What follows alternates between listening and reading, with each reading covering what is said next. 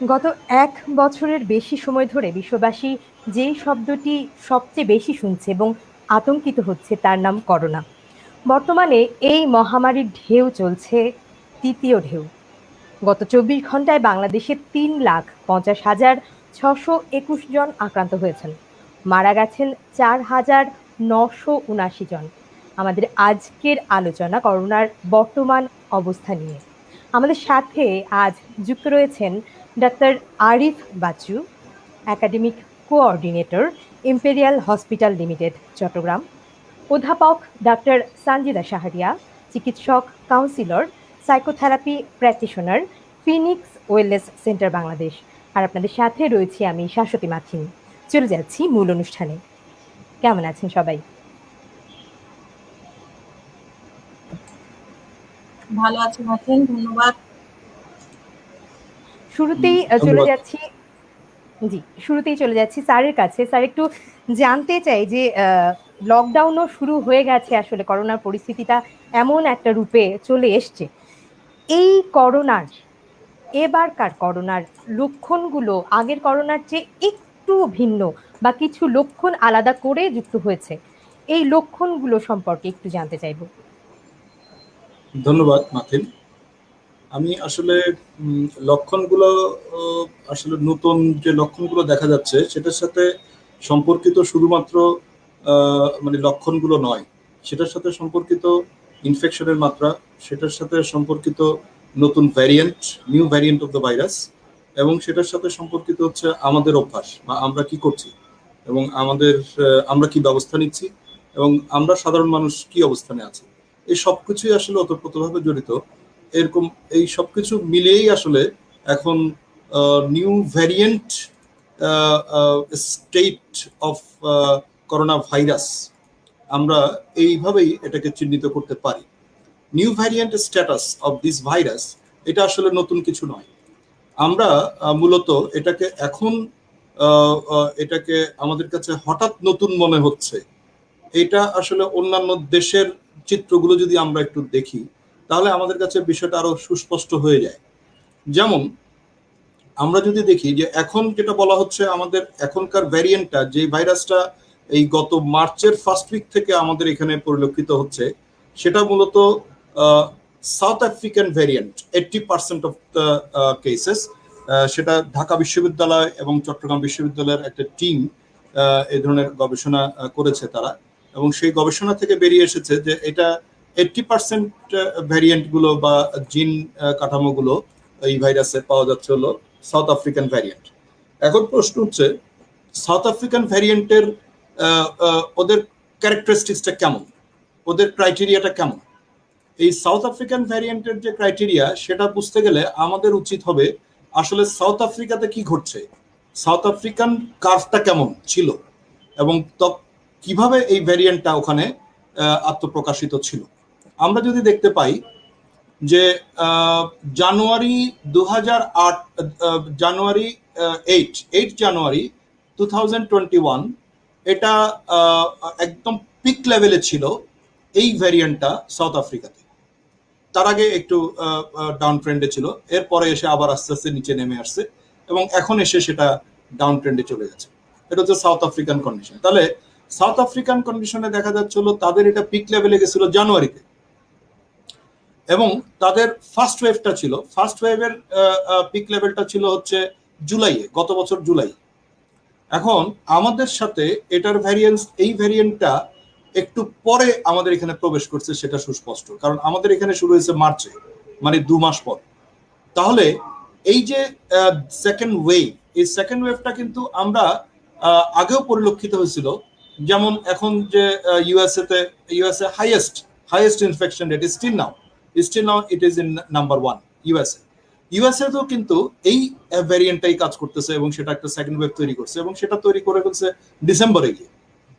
তাহলে United states, even United কিংডমে দেখা যাচ্ছিল জানুয়ারির 8, অনেকটা সাউথ আফ্রিকান ট্রেন্ডের কাছাকাছি। ওই সময়ে এরা পিক লেভেলে চলে গেছে। তাহলে দেখা যাচ্ছিল ওদের ওখানে সেকেন্ড ওয়েভটা শুরু ছিল হচ্ছে November last end December first. এই সময়টার থেকে ওরা জানুয়ারির ফার্স্ট উইক, 1 মাসের মধ্যে গিয়ে এটা পিকে চলে গেছে। বাংলাদেশের ক্ষেত্রেও আমরা যেহেতু মার্চের ফার্স্ট উইক থেকে এটা শুরু হয়েছে, তাহলে 1 মাস পর অর্থাৎ এপ্রিলে এসে পিকে যাওয়ার চান্সেস, এবং সেটাই এখন হচ্ছে। এবং এই এপ্রিলের পিকটা কন্টিনিউ করতে পারে এই পুরো এপ্রিল মাসটা জুড়ে, তারপর হয়তো এটা ডাউন ট্রেন্ডে যেতে পারে, অথবা কেউ কেউ বলছেন, কোনো বিশেষজ্ঞ বলছেন এই পিক ট্রেন্ডটা জুন জুলাই পর্যন্ত চলে যেতে পারে। তো সেক্ষেত্রে এটা আসলে এই সেকেন্ড ওয়েভের ধারণাটা আমরা আসলে জানুয়ারি থেকেই বুঝতে পারছিলাম, জানুয়ারি থেকে আমাদের এই ধারণাটা ছিল, কিন্তু দুর্ভাগ্যজনকভাবে আমরা সাধারণ মানুষ কেন জানি এটা থেকে নিজেদেরকে গুটিয়ে রেখেছিলাম, বা আমরা সেটাকে গুরুত্ব দেইনি, এবং আমাদের প্রচার মিডিয়াগুলো বা আমাদের আনুষঙ্গিক সব অবস্থানগুলো ছিল অনেকটা ঢিলেমি ভাব, এবং আমরা এটাকে তখন মনে করেছি যে আমাদের আর দ্বিতীয় ডেটা আসবে না, অথবা নভেম্বরের দিকে আমাদের একটা ছোট্ট একটা পিক দেখা গেছিল, যেটাকে আমরা বলতেছি পিক এন্ড ড্রপ। এই পিকটা আসলে আসছিল হচ্ছে আমাদের কিছু গণজমায়েত, বিভিন্ন রকম সমাবেশ, এবং মানুষের বিভিন্ন জায়গায় মানে ঘুরতে যাওয়া, হ্যাঁ, এই বিষয়গুলোর কারণে তখন একটা ছোট্ট একটা পিক দেখা গেছিল। That was not actually second wave. তো সেকেন্ড ওয়েভটা অ্যাকচুয়ালি শুরু হয়েছে এই সময়টাতে, এবং এটা আমাদের আসলে আগে থেকেই বোঝার কথা, এবং বোঝা যাচ্ছিল, কারণ হচ্ছে এটা আমেরিকাতে হচ্ছে, এটা ইউএসএ তে হচ্ছে, ইউনাইটেড কিংডমে হচ্ছে, এটা সাউথ আফ্রিকাতে হচ্ছে, তারপর আদার দেশ ব্রাজিলে হচ্ছে, অন্যান্য দেশগুলোতে সেকেন্ড ওয়েভ হচ্ছে, এবং সেটার একটা টাইম লিমিটও আছে, কতদিন পর হচ্ছে সেটাও কিন্তু অ্যানালাইসিস করা যাচ্ছে, এবং সেই অনুযায়ী আমাদের একটা প্রিডিকশন করা উচিত ছিল সরকারি পর্যায়ে, বেসরকারি পর্যায়ে, এবং যারা বিশেষজ্ঞ মহল আছেন তারা সবাই এই বিষয়গুলো নিয়ে আগে থেকে চিন্তা ভাবনা করতে পারতেন, এবং এই বিষয়গুলো নিয়ে আগে থেকেই একটা প্রস্তুতিমূলক ব্যবস্থা গ্রহণ করতে পারতেন, কিন্তু সেই প্রস্তুতিটা আসলে আমরা দুর্ভাগ্যজনকভাবে নিতে পারি নাই। তো সেক্ষেত্রে আমাদের এটা আসলে আমাদের কাছে এখন বার্ডেন মনে হচ্ছে, এবং আমাদের কাছে মনে হচ্ছে এটা নতুন ভাবে আমাদের কাছে উপসর্গগুলো এসে ধরা দিচ্ছে। আসলে এই উপসর্গগুলো ওরাই অ্যানালাইসিস করছে, এবং ওখান থেকে সেটা অনেক আগে থেকে প্রকাশিত, এবং আমরা সবাই জানি, কিন্তু আমরা এই বিষয়গুলো প্রচারে যাই নাই, এই বিষয়গুলো নিয়ে কাউকে জানাই নাই। যেমন দেখা যাচ্ছে হলো, যদি আফ্রিকান এই উপসর্গগুলো আমরা ধরি, আফ্রিকান এই ভ্যারিয়েন্টের, এটাতে দেখা যায় হচ্ছে ইয়াঙ্গার এজ, অর্থাৎ আমরা দেখেছি 20 ইয়ার্স টু 50 ইয়ার্স এর মধ্যে মানুষগুলো বেশি ইনফেক্টেড হচ্ছে এই ভ্যারিয়েন্টটার কারণে। কিন্তু আগের ভ্যারিয়েন্ট যেটা ছিল, পুরোনো ভ্যারিয়েন্টটা, সেই ভ্যারিয়েন্টটাতে আমরা বেশিরভাগ পাচ্ছিলাম 60 up people, or 60 up to 65 up people, ওদেরকে আমরা ইনফেক্টেড পাচ্ছিলাম। কিন্তু এখন আমরা ইনফেকশন রেটটা বেড়ে গেছে হচ্ছে middle age or the younger age people, around 20 to 50 years এর মধ্যে। এবং এই 20 টু 50 ইয়ার্স এর মধ্যে এদের মধ্যে যেই সমস্যাগুলো প্রথম দেখা দিচ্ছে, যে অল্প সময়ের মধ্যেই, আগে যেমন আমাদের এই ভাইরাসটার দুটো ফেজ আছে, ভাইরাসের রিপ্লিকেশন ফেজ, ভাইরাসটা শরীরে ঢোকার পরে সে একটা সময় নেয় 7-8 দিন বা 9 দিন পর্যন্ত সে রিপ্লিকেট করতে থাকে সেলের ভেতর, এটাকে আমরা বলি হচ্ছে ভাইরাল রিপ্লিকেশন ফেজ।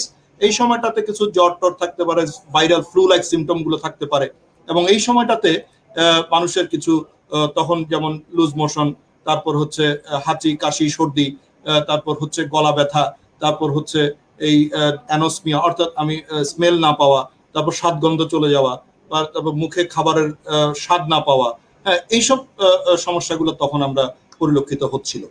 এবং এর পাশাপাশি আমাদের কাছে দেখা যাচ্ছিল যে মানুষ অক্সিজেন ডিমান্ড, অর্থাৎ এই রোগীগুলোর অক্সিজেন ডিমান্ড তৈরি হচ্ছে 7 to 8 days, after 7 to 8 days পরে গিয়ে, অর্থাৎ 7 থেকে 8 দিন পরে গিয়ে তাদের মধ্যে একটা অক্সিজেন ডিফিসিয়েন্সি, অর্থাৎ তার যখন হোস্ট রেসপন্স ফেজে আসতেছে, অর্থাৎ ভাইরাল রিপ্লিকেশন ফেজটা শেষ হওয়ার পরপরই শরীর এক ধরনের host response phase, that is the cytokine storm phase, আর তখন শরীর অনেকগুলো সাইটোকাইন রিলিজ করতে থাকে, and those cytokine may cause the other problems, may cause the hypoxia or oxygen deficiency or like this.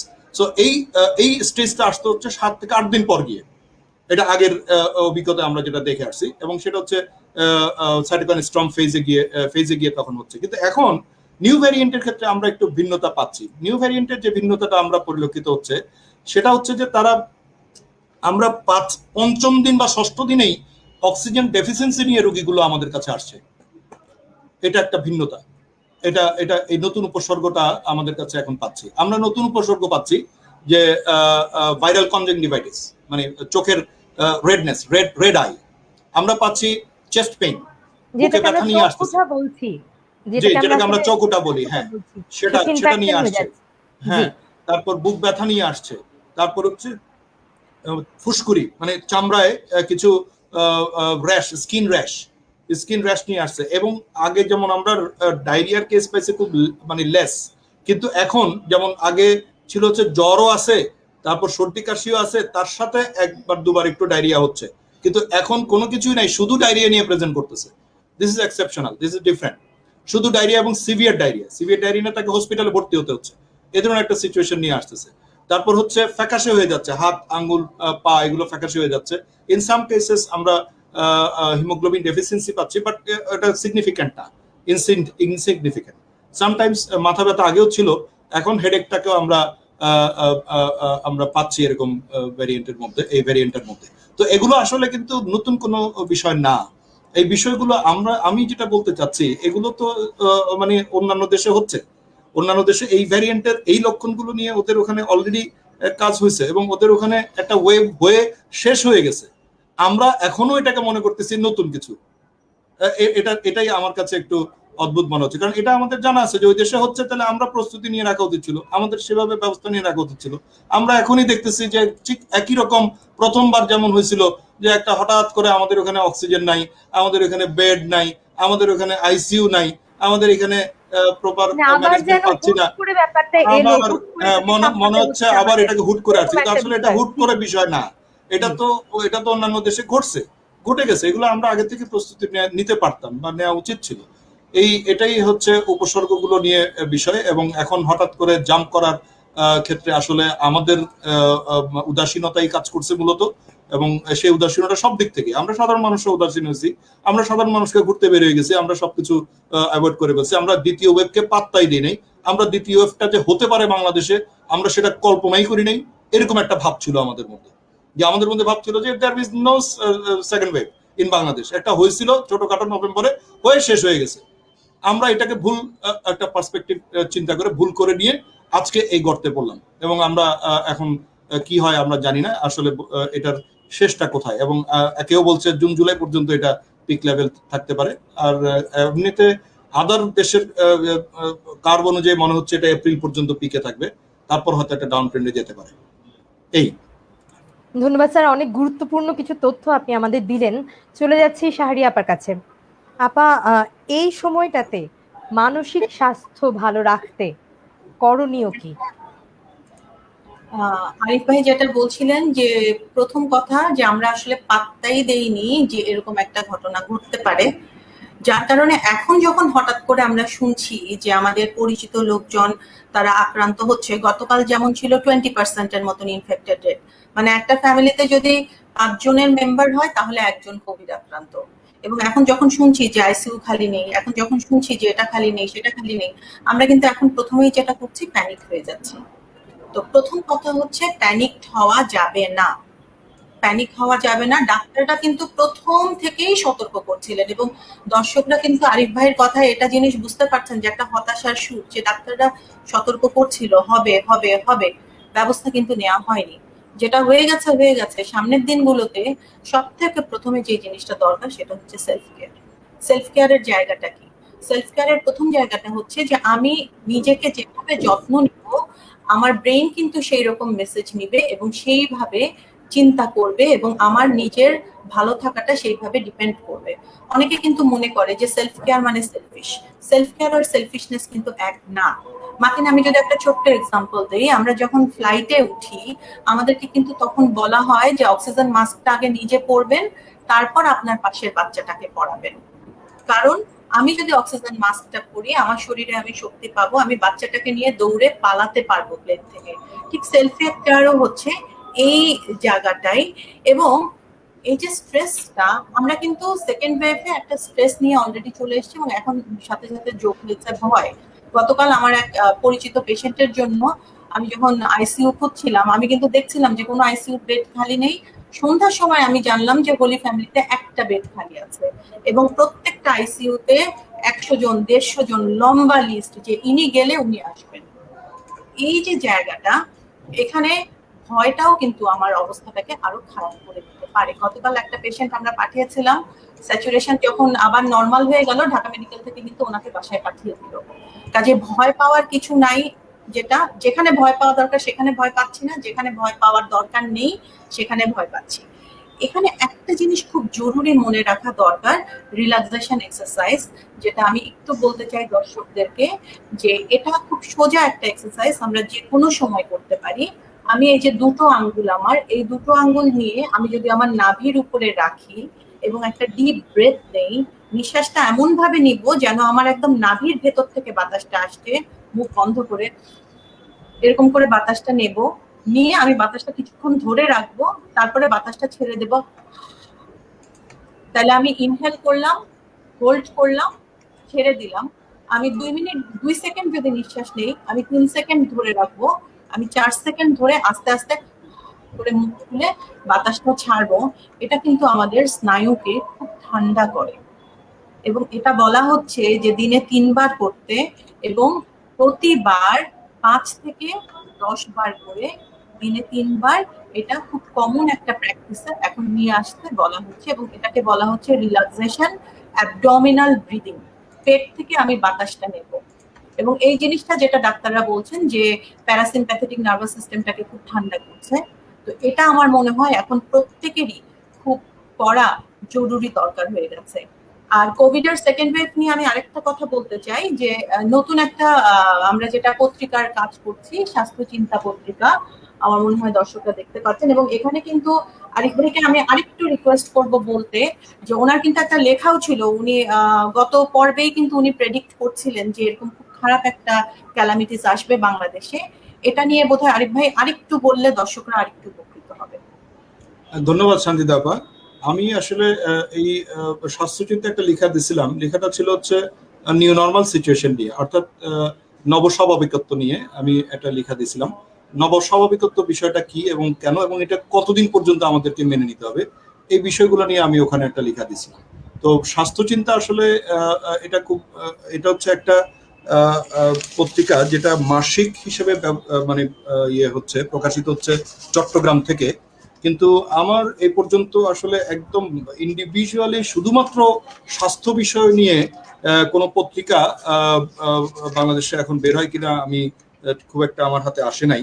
তো সেই হিসেবে এটাকে এই পত্রিকাটাকে একটা শুধুমাত্র স্বাস্থ্য বিষয়ক পত্রিকা হিসেবে মানে এটা ছাপানো পত্রিকা, যদিও অনলাইন কিছু স্বাস্থ্য বিষয়ক অনলাইন কিছু ইয়ে আছে, মাধ্যম আছে, কিন্তু ছাপানো এরকম কোনো পত্রিকা এখন স্বাস্থ্য বিষয়ক আসলে নেই।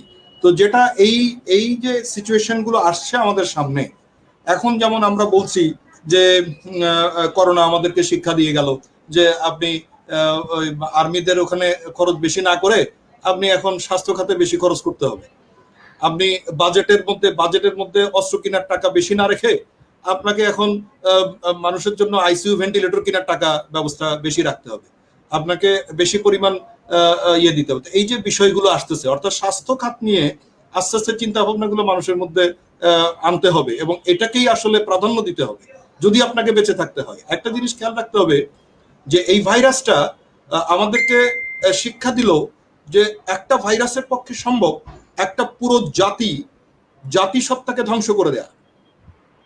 মানুষ বলেই এখনো পর্যন্ত আমাদের এত উন্নত প্রযুক্তি থাকার কারণেই হয়তো এখনো পর্যন্ত মানুষ এই ভাইরাসটার বিরুদ্ধে টিকে গেছে।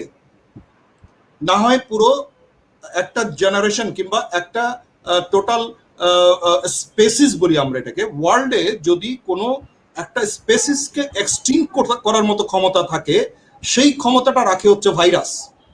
একটা ভাইরাসের পক্ষে সম্ভব একটা পুরো স্পেসিসকে ধ্বংস করে দেওয়া এবং ওই ইয়েটাকে এক্সটিংক্ট করে দেওয়া, এটা সম্ভব।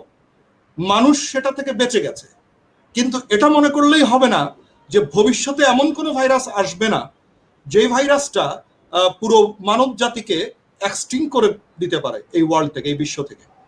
সো আমাদেরকে অবশ্যই আস্তে আস্তে এই জায়গায় আসতে হবে, যেটা আমাদেরকে স্বাস্থ্য বিষয়ক বিষয়গুলোকে নিয়ে ভাবতে হবে, আমাদেরকে এটাতেই মনোযোগ দিতে হবে বেশি করে।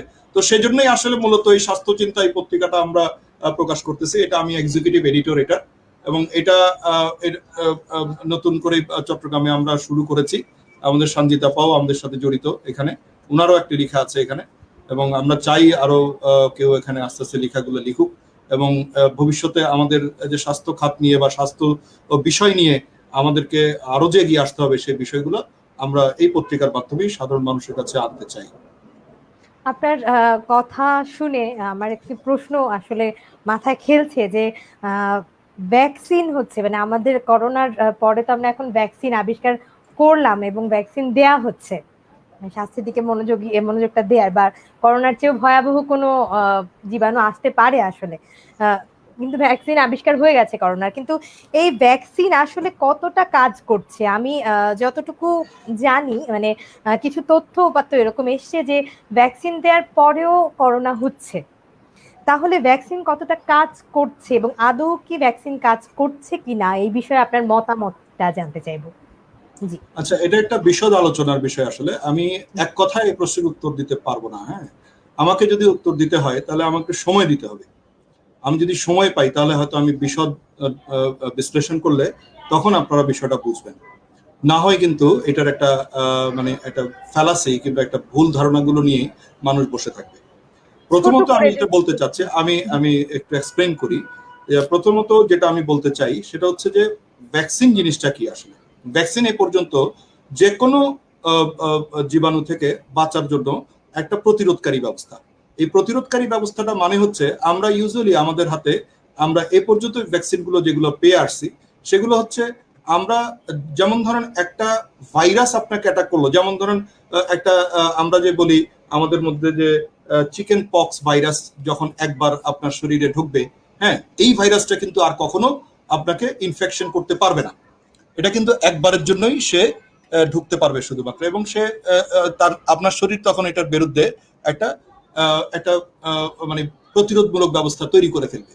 এবং এই প্রতিরোধমূলক ব্যবস্থা তৈরি করার কারণে ওই ভাইরাসটার এগেনস্টে যে প্রতিরোধমূলক ব্যবস্থা আপনার শরীরে তৈরি হবে, এটা পরবর্তীতে সেই সেম ভাইরাসটা যখন ঢুকবে তার বিরুদ্ধে সে কাজ করবে।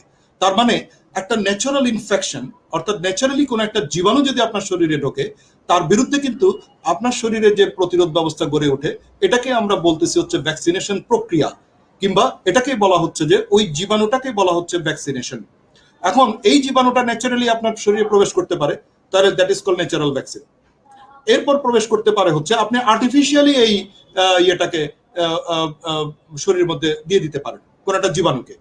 এখন জীবাণুকে যখন আমি আর্টিফিশিয়ালি যখন কোন একটা শরীরের মধ্যে দেব তখন এটা হয়ে যাবে হচ্ছে artificial vaccine or vaccine, actually artificial immunisation, that is call the vaccine. এখন এটার ক্ষেত্রে আমরা যেটা দেখি আমাদের হাতে আছে হলো, যেমন একটা জীবাণুকে সরাসরি যদি আমি আপনাকে ইনফেকশন করার জন্য দিয়ে দেই ভবিষ্যতে প্রোটেক্ট করার জন্য, তাহলে তো আপনার ডিজিজটা হয়ে যাবে, ডিজিজও হবে, পরে গিয়ে আপনি একটা প্রোটেকশন পাবেন। তাহলে আমি যদি এমন একটা কাজ করতে পারি যে এই জীবাণুটাকে এমন ভাবে দেবো আপনার শরীরে যাতে করে তার এই জীবাণুটার যে ক্ষতিকর দিক, অর্থাৎ এটার প্যাথোজেনিসিটিটা সে শো না করে, শুধুমাত্র এটার একটা অ্যান্টিজেনিসিটিটা সে শো করে, বা এটার একটা আমার শরীরে বাইরের একটা পদার্থ হিসেবে ঢুকলো এইভাবে একটা রেসপন্স শো করে, এবং আমার শরীর তার বিরুদ্ধে একটা প্রতিরোধমূলক ব্যবস্থা গ্রহণ করতে পারে। এই ধরনের ভ্যাকসিন গুলোকে বলা হয় হচ্ছে লিভিং অ্যাটেনুয়েটেড ভ্যাকসিন বা লাইভ অ্যাটেনুয়েটেড ভ্যাকসিন।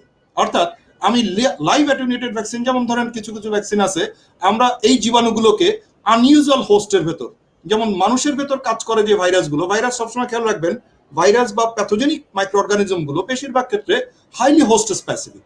ওরা ওই হোস্টে গিয়েই মানে তার মানে ডিভাস্টেটিং ইফেক্টটা কিংবা তার রোগটা শো করে। এখন এই জীবাণুগুলোকে যদি আমরা ধরেন একটা আনইউজুয়াল হোস্টের মধ্যে দিয়ে দেই, আমার ক্ষেত্রে যেটা একটা ডিজিজ করে এই জীবাণুটাকে আমি দিয়ে দিলাম ঘোড়ার শরীরে, কিংবা আমি একটা মাউসের শরীরে কিংবা একটা র্যাবিটের শরীরে দিয়ে দিলাম, ওটা ওই শরীরে ঢোকার পরে ওটার ভেতরে যে রিয়াকশনটা হবে, সে ওই ভাইরাসটা তখন ওটা আনইউজুয়াল হোস্টে গেলে সে একটু দুর্বল হয়ে যায়, দুর্বল ভাইরাস, সে মিউটেন্ট হয়ে একটা দুর্বল ভাইরাসে পরিণত হয়। ওই দুর্বল ভাইরাসগুলোকে আমরা কালেক্ট করে নিয়ে আমরা রিফাইন করে ভ্যাকসিন আকারে মানুষের শরীরে দিয়ে দিতে পারি। এতে করে মানুষের আর অসুখটা হয় না, কিন্তু তার শরীরে ওটার রেসপন্সে অ্যান্টিবডি তৈরি হয়, এবং তখন ওই জীবাণুটা যখন তার শরীরে দ্বিতীয়বার আক্রমণ করে তার বিরুদ্ধে সে প্রতিরোধ ব্যবস্থা নিতে পারে। এই ধরনের ভ্যাকসিন গুলো কিন্তু একটা হচ্ছে লিভিং অ্যাটেনুয়েটেড ভ্যাকসিন। কিছু কিছু ক্ষেত্রে আমরা ভ্যাকসিন গুলো নেই হচ্ছে ডেড ভ্যাকসিন, কিল্ড ভ্যাকসিন। কিছু কিছু জীবাণুকে আমরা মেরে ফেলে শুধুমাত্র ওই জীবাণুটাকে আপনার শরীরে দিয়ে দিই, যাতে করে আপনার শরীরে একটা প্রতিরোধ ব্যবস্থা তৈরি হয়, কিন্তু আপনার শরীরে কোনো ডিজিজটা হবে না। তাহলে লিভিং অ্যাটেনুয়েটেড ভ্যাকসিন, তারপর হচ্ছে কিল্ড ভ্যাকসিন, তারপরে আসতেছে হচ্ছে কিছু কিছু ভ্যাকসিন আমরা দেই হচ্ছে জীবাণু, কিছু কিছু ক্ষেত্রে শুধুমাত্র জীবাণুটা আমার শরীরে রোগ তৈরি করে না, জীবাণু থেকে যে কেমিক্যালটা রিলিজ করে, টক্সিন যেগুলো রিলিজ করে, সেই টক্সিনগুলো আমাদের শরীরে ডিজিজ করে। এই টক্সিনগুলোকে আমরা একটু লেস ভিরুলেন্ট করে দিয়ে বা এটাকে একটু লেস টক্সিক করে দিয়ে, লেস টক্সিক বা একদম ডিটক্সিক করে দিয়ে আমরা তখন ওগুলাকে ভ্যাকসিন হিসেবে ইউজ করি। তাহলে ওগুলাকে আমরা বলি হচ্ছে মানে স্পেসিফিক্যালি টক্সয়েড ভ্যাকসিন। আচ্ছা, এর বাইরে যে ভ্যাকসিন গুলো আছে এখন হচ্ছে জেনেটিক্যালি মডিফাইড ভ্যাকসিন। এখন আমাদের হাতে আসতেছে হচ্ছে জেনেটিক্যালি মডিফাইড ভ্যাকসিন। আমরা জীবাণুটাকে কি করি, জীবাণুটাকে যেই জীবাণুটার মধ্যে যে আরএনএ বা ডিএনএ গুলো আছে এগুলোকে ওই আরএনএ এবং ডিএনএ গুলোর সিকোয়েন্সিং গুলো আমরা বিজ্ঞানীরা আবিষ্কার করছে, এবং ওই সিকোয়েন্স গুলো থেকে যেগুলো ক্ষতিকর জিন যেগুলো আছে ওই ভাইরাসের বা ওই ব্যাকটেরিয়ার বা ওই জীবাণুর, ওই ক্ষতিকর জিনগুলোকে আলাদা করে নেওয়া হয় বাই জেনেটিক ইঞ্জিনিয়ারিং বা জেনেটিক মডিফিকেশন। এরপর ওই জীবাণুটার মধ্যে বাকি যে আরএনএ বা ডিএনএ গুলো থাকে সেগুলোকে রেখেই ওই ভাইরাসটাকে শরীরের মধ্যে দিয়ে দেওয়া হয়। এটাকে আমরা বলতেছি হচ্ছে জেনেটিক্যালি মডিফাইড ভ্যাকসিন। এই জেনেটিক্যালি মডিফাইড ভ্যাকসিনটা তাহলে আমরা একটা জীবাণুকেই দিয়ে দিচ্ছি, কিন্তু তার জিনটাকে বা তার যে জেনোম সিকোয়েন্সটাকে আমরা পরিবর্তন করে দিয়ে একটা মডিফাইড ফর্মে আমরা তার শরীরে দিয়ে দিই, মানুষের শরীরে দিয়ে দিচ্ছি। এতে করে ওই ভাইরাসটা আমার শরীরে কোনো ডিজিজ করে না, কিন্তু তার এগেনস্টে একটা প্রতিরোধ ব্যবস্থা তৈরি হয়। অন্য ভাইরাস যখন শরীরে ঢোকে তখন কিন্তু আমাদের এটার ব্যবস্থা হয়। এখন মজার ব্যাপার হচ্ছে, এখন আসেন এই করোনা ভাইরাসের বিষয়। করোনা ভাইরাস এক ধরনের ইনফ্লুয়েঞ্জা ভাইরাস প্রজাতির একটা ভাইরাস। এটা মূলত 7,000 ভ্যারিয়েন্টস আছে এই ইনফ্লুয়েঞ্জা ভাইরাসের। তার মধ্যে এই করোনা ভাইরাস একটা পার্ট, এবং এই করোনা ভাইরাসের মধ্যে 7টা ভ্যারিয়েন্ট আছে যেগুলো মূলত আমাদের শরীরে ডিজিজ করে। তো এই 7টা ভ্যারিয়েন্টের মধ্যে one of the variant is the novel corona virus, that is the COVID-19. So এর আগে এটা সার্স-CoV-1 ছিল, তার আগে ছিল মার্স ছিল, হ্যাঁ, এগুলো কিন্তু আগের ভার্সন ছিল। এরপর এগুলো পরিবর্তিত হয়ে এই রূপ ধারণ করছে।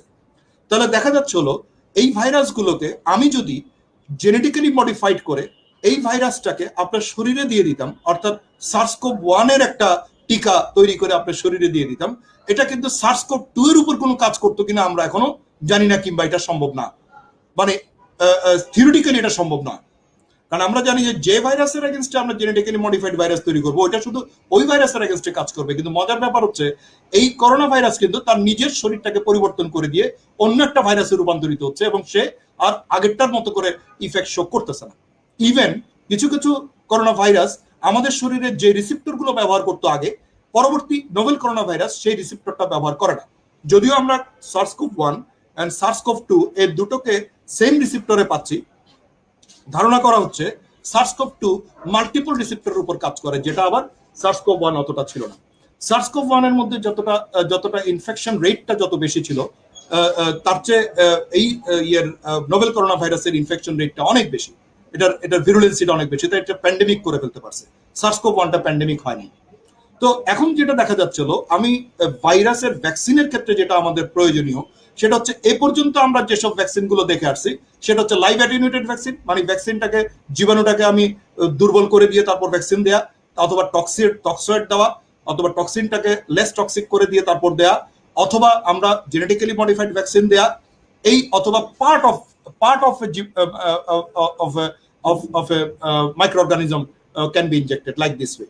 বাট এখন এই ভাইরাসের ক্ষেত্রে, নোভেল করোনা ভাইরাসের ক্ষেত্রে আমরা যদি ওই পদ্ধতিগুলোকে ফলো করি তাহলে দেখা যাচ্ছে এটার মানে এফেক্টিভিটিটা কতটুকু হয় বা কিভাবে হয়, কারণ এটা এত বেশি মিউটেশন রেট, এটা এতটা, যেমন আমাদের দেশে অলরেডি 34টা ভ্যারিয়েন্ট পাওয়া গেছে, চট্টগ্রামেই পাওয়া গেছে 5টা ভ্যারিয়েন্ট। এতগুলো ভ্যারিয়েন্টের সবগুলো ভ্যারিয়েন্টের উপরই কি ওই একটা ভাইরাস থেকে নেয়া তাকে একটু দুর্বল করে দিয়ে ওই ভাইরাসটা যদি শরীরের মধ্যে দিয়ে দেয় তাহলে কি সবগুলো ভ্যারিয়েন্টের এগেইনস্টে কাজ করবে কিনা সেটা কিন্তু এখনো প্রশ্নবিদ্ধ। দ্বিতীয়ত এই ভাইরাসগুলো আমরা দেখতেছি, এবারই প্রথম আমরা দেখলাম যে specifically RNA based, mRNA based vaccine তৈরি হচ্ছে। এটা কিন্তু আগে ছিল না। আগে পর্যন্ত আমরা জেনেটিক্যালি মডিফাইড ভাইরাস পাইছি, জেনেটিক্যালি মডিফাইড ব্যাকটেরিয়া দিচ্ছে, এভাবে দিচ্ছে, জেনেটিক্যালি মডিফাইড টক্সয়েড দিচ্ছে, এভাবে দিচ্ছে, কিন্তু একদম এমআরএনএ বেসড ভ্যাকসিন দেওয়া যায় নাই বা দেওয়া হয়নি। কারণও আছে, কারণ এমআরএনএ গুলো বা ডিএনএ গুলো এটার অ্যালাইনমেন্ট এবং এদের যে রাসায়নিক যে বন্ধনের যে বন্ডিং যে ক্যাপাসিটি গুলো, এগুলো কিন্তু অল্প তাপমাত্রার ভেরিয়েশনে ভেঙে যায়। So mRNA which is composed of some nucleotides, এই নিউক্লিওটাইডস গুলো যদি ফ্রি নিউক্লিওটাইড থাকে তাহলে ওটা আসলে ওই জীবাণুর ক্যারেক্টারিস্টিক্সটা বহন করবে না। তো যার ফলে এই এমআরএনএ বেসড ভ্যাকসিন গুলোকে যখন তৈরি করা হয় এবং এগুলো যখন একদম মানে মানুষের কাছ পর্যন্ত মানে এটা উৎপাদন প্রক্রিয়া থেকে শুরু করে এটা ভ্যাকসিন দেয়া পর্যন্ত এই যে পরিবহন করে নিয়ে আসতে হবে এবং এখান পর্যন্ত আনতে গেলে তাকে -80 ডিগ্রি কিংবা -70 ডিগ্রিতে রাখতে হবে, আর না হয় এই আরএনএ ভেঙে যাবে, আরএনএ গুলো নষ্ট হয়ে যাবে। সো এটা এই ভ্যাকসিনটা কোনো কাজ করবে না। সো এই একটা সিচুয়েশনে আমরা যেটা দেখতেছি যে যেমন আমার কাছে এই পর্যন্ত যে ভ্যাকসিন গুলো আমরা দেখলাম মানে আমাদের মার্কেট পর্যন্ত আসছে, যেমন অক্সফোর্ড অ্যাস্ট্রাজেনিকা ভ্যাকসিন। এই অক্সফোর্ড অ্যাস্ট্রাজেনিকা ভ্যাকসিনটা আসলে মূলত এক ধরনের ভাইরাল ভেক্টর। ভাইরাল ভেক্টরটা কি জিনিস? এটা হচ্ছে এরকম, যেমন আমরা জানি, যদিও অন্যান্য ভাইরাস সম্পর্কে আমাদের অভিজ্ঞতা, আমাদের সাধারণ মানুষের অভিজ্ঞতাটা খুব কম, কিন্তু আমি এতটুকু জানি যে আমি যদি এখন এস প্রোটিন বলি, আপনারা সবাই জানেন যে এটা একটা part of the novel corona virus, অর্থাৎ এটা একটা বাইরের বহিরাংশের একটা protein part, that is the S protein. অর্থাৎ এই ভাইরাসটা মূলত তৈরি হয় এক ধরনের এমআরএনএ, ভেতরে একটা এমআরএনএ থাকে, তার বাইরে এক ধরনের কোটিং থাকে এবং কোটিংটা থাকে হচ্ছে ফসফোলিপিড বাইলেয়ার প্রোটিন। এটার বাইরের দিকে কিছু প্রোট্রুডেড কিছু প্রোটিন থাকে, ওগুলাকে বলা হয় এস প্রোটিন। এবং মূলত এস প্রোটিনটা গিয়েই আমাদের শরীরের এটা হচ্ছে এসিই রিসেপ্টরের সাথে অ্যাঞ্জিওটেনসিন কনভার্টিং এনজাইম রিসেপ্টরের সাথে গিয়ে বাইন্ড করে তখন তার আরএনএটাকে ভেতরে ঢুকিয়ে দেয়, আমাদের সেলের ভিতর ঢুকিয়ে দেয়। ওই সেল থেকে তখন এটা একটা পোরিন পার্টিকেলের সাথে বাইন্ড করে এটা ঢুকে যায় হচ্ছে নিউক্লিয়াসের ভেতর। নিউক্লিয়াসে গিয়ে সে আমাদের নিউক্লিয়াসের যে স্বাভাবিক কার্যক্রম, সেই কার্যক্রমটাকে তার কার্যক্রম হিসেবে পরিচালনা করা শুরু করে। আমার সেলটা হয়ে যায় ভাইরাস প্রোডাকশনের একটা ফ্যাক্টরি। আমার সেল, আমার জিনগুলো আর কাজ করে না আমার মতো, তখন কাজ করে হচ্ছে ভাইরাসের মতো। সে একটা ফ্যাক্টরি হিসেবে কাজ করে, তখন ওই জিনটা তখন ওখানে ওই আমার জেনোমটাকে ইউজ করে নতুন নতুন ভাইরাস তৈরি করতে থাকে এবং আস্তে আস্তে এগুলোকে রিলিজ করতে থাকে। এটা হচ্ছে তার স্বাভাবিক প্রক্রিয়া। এখন দেখা গেল হচ্ছে এই ভ্যাকসিনটা আমরা যখন এমআরএনএ এই ভ্যাকসিনটাকে নিয়ে যখন মানুষের শরীরে দিচ্ছি, তখন সেই এমআরএনএটা আমাদের সেলের ভিতর ঢুকে গিয়ে, আমাদের নিউক্লিয়াসের ভিতর ঢুকে গিয়ে সে তৈরি করা শুরু করবে এক ধরনের এস প্রোটিন। যেটা বললাম যে এটা স্পেসিফিক একটা প্রোটিন তৈরি করবে, ওই প্রোটিনটা আমার নিউক্লিয়াসের, আমার সেলের বাইরের দিকে এসে ওই প্রোটিনটা লাগানো থাকবে। তখন আমার শরীর মনে করবে যে এটা ভাইরাস, মানে আমার নিজের সেলের বাইরে যে প্রোটিনটা তৈরি হলো সেটাকে সে ভাইরাস মনে করে ওটার এগেইনস্টে অ্যান্টিবডি তৈরি করা শুরু করবে। As we are not giving the complete genome of this virus, that's why সে এই প্রোটিনটা তৈরি করা ছাড়া অন্য আর কোনো ইফেক্ট আমাদের শরীরে তৈরি করবে না, যার ফলে এই ভ্যাকসিনটা কাজ করবে। তো অ্যাস্ট্রাজেনিকা ভ্যাকসিনটা আসলে এমআরএনএ না দিয়ে এটা করা হয়েছে কি শুধুমাত্র এস প্রোটিনটা তৈরি করার, এস প্রোটিনটা বাইরে তৈরি করে এই এস প্রোটিনটা আমাদের শরীরে ঢুকিয়ে দেওয়া হয়। যখন এস প্রোটিনটা আমাদের শরীরের ভেতরে ঢোকে, এই এস প্রোটিনটাকে আমার শরীর চিহ্নিত করে একটা বাইরের পার্টিকেল হিসেবে, তখন সে এক ধরনের অ্যান্টিবডি তৈরি করা শুরু করে, যেই অ্যান্টিবডিটা পরবর্তীতে সেম এস প্রোটিন সমৃদ্ধ কোনো ভ্যাকসিন যখন বা কোনো ভাইরাস বা করোনা ভাইরাস যখন আমার শরীরে ঢুকবে, সে একটা আর্লি রেসপন্স দিতে চায়। আর্লি রেসপন্স, এই যে রেসপন্সটা আমি যেটা বললাম সেটা হচ্ছে এরকম যে একটা ভাইরাস যখন আমার শরীরে ঢোকে তখন প্রাথমিকভাবে সে আমার শরীর রেসপন্স দিতে, আমি প্রথমেই বলছিলাম যে 7 থেকে 8 দিন সময় নেয়। 7 থেকে 8 দিন পরে গিয়ে সে একটা রেসপন্স শো করে, that is called cytokine storm phase and other. তাহলে এরপরে গিয়ে সে একটা মেমোরি সেল তৈরি করে, এবং এই যে মেমোরি সেলটা তৈরি করে, এই মেমোরি সেলটা তৈরি করতে কিন্তু তার এটাকে আমরা বলি প্রাইমারি রেসপন্স। এই প্রাইমারি রেসপন্সটা তৈরি করতে অ্যাটলিস্ট 2 থেকে 3 সপ্তাহ সময় লাগবে। 2 থেকে 3 সপ্তাহ আগে তো আপনার মধ্যে এই ধরনের প্রাইমারি রেসপন্স তৈরি হবে না, এবং এই রেসপন্সটা যখন তৈরি হবে আমার শরীরে অ্যান্টিবডি তখন তৈরি হয়ে গেল। কিন্তু এই অ্যান্টিবডিটা অত বেশি রেসপন্সিভ হবে না যতক্ষণ পর্যন্ত আমরা একটা বুস্টার ডোজ না দিই, কিংবা যতক্ষণ পর্যন্ত আমরা আরেকটা ভ্যাকসিন না দিই। আরেকটা ভ্যাকসিন যখন দেওয়া হবে তখন মেমোরি সেলের নাম্বার অফ মেমোরি সেল কাউন্টিংটা অনেক বেশি হবে, রেসপন্সের কাউন্টটা অনেক বেশি হবে। তখন দেখা যাবে কি আমাদের প্রোটেকশনটা অ্যাপ্রোপ্রিয়েট হবে। এখন প্রশ্ন আসতেছে, তাহলে আমাদের কাছে যে অ্যাভেলেবেল ভ্যাকসিন গুলো আছে, তাহলে এই ভ্যাকসিন গুলোর মধ্যে কিছু ভ্যাকসিন আছে শুধু ভেক্টর তৈরি করে দিচ্ছি আমরা, দ্যাট ইজ দ্য অ্যাস্ট্রাজেনিকা এবং অক্সফোর্ডের যে ভ্যাকসিনটা, সেটা আমরা ইয়ে তৈরি করে দিই, স্পেসিফিক অ্যাস ভেক্টরটা তৈরি করে দিই আমরা একটা অ্যাডিনো ভাইরাস। এটা একটা বলি নাই আমি, সেটা হচ্ছে যে এই ভেক্টরটা শুধুমাত্র ভেক্টর হিসেবে দিয়ে দেয় না, এটাকে দেওয়া হয় একটা আনইউজুয়াল অন্য আরেকটা জীবাণু। যেমন শিম্পাঞ্জির একটা অ্যাডিনো ভাইরাস আছে, যে ভাইরাসটা মানুষের শরীরে কোনো কাজ করে না, মানুষের শরীরে কোনো ডিজিজ করে না। এই অ্যাডিনো ভাইরাসটা শিম্পাঞ্জির শরীরে ডিজিজ করে। ওই অ্যাডিনো ভাইরাসের ভিতরে এই ভেক্টরটা দিয়ে দেওয়া হয়, দিয়ে আমাদের শরীরে ঢুকিয়ে দেওয়া হয়। এটা হচ্ছে আমাদের অ্যাস্ট্রাজেনিকা ভাইরাস। তাহলে এই অ্যাডিনো ভাইরাসটা আনইউজুয়াল হোস্ট থেকে নিয়ে আমাদের শরীরে দেওয়া হলো উইথ দ্য ভেক্টর, এবং এই ভেক্টর থেকে আমাদের শরীরে তখন অ্যান্টিবডিটা তৈরি হয়। এবং রেসপন্সটা আপনি বুঝলেন যে এটা ফার্স্ট রেসপন্সটা শুরু হতে আমাদের 2 থেকে 3 সপ্তাহ সময় লাগবে। তারপর আমরা যখন 1 মাস বা 2 মাস পরে সেকেন্ড ডোজটা দিব, তখন হয়তো সে আরেকটা তখন কমপ্লিট এফেক্ট বা এফেক্টটা শো করবে। এর বাইরে আরো ভাইরাস আছে, আরো যে ভ্যাকসিন গুলো আছে বেশিরভাগ, যেমন মডার্না, এটা হচ্ছে RNA vaccine, Pfizer RNA vaccine, তারপর হচ্ছে গামালেয়া যেটা যে স্পুটনিক রাশিয়ান, সেটা হচ্ছে ভাইরাল ভেক্টর, অর্থাৎ এটা লাইভ ভ্যাকসিন, যেটাকে লাইভ জীবাণুটাকে দিয়ে দেওয়া হয়, লাইভ অ্যানকপ ভাইরাসটাকে দিয়ে দেওয়া হয় একটু দুর্বল করে দিয়ে। আর Sinovac, that is the Chinese vaccine, সেটাও জীবাণুটাকে দুর্বল করে দিয়ে তারপর আমাদের শরীরে দেওয়া হয়। তো এদের মধ্যে বেশিরভাগ ক্ষেত্রে আমরা দেখতেছি হচ্ছে অ্যাস্ট্রাজেনিকাটাই 2 ডিগ্রি থেকে 8 ডিগ্রির মধ্যে মানে ইয়ে করা যায়, এবং সিনোভ্যাকটা 2 থেকে 8 ডিগ্রির মধ্যে এটা ক্যারি করা যাবে। আর অন্যান্যগুলা বেশিরভাগই -80, -25, -18 ডিগ্রি সেন্টিগ্রেড ছাড়া এগুলোকে দেওয়া যাবে না। আরএনএ ভাইরাসের ক্ষেত্রে মূলত সবগুলো সবগুলো ভ্যাকসিনই কিন্তু মূলত ওই এস প্রোটিনকে টার্গেট করেই করা।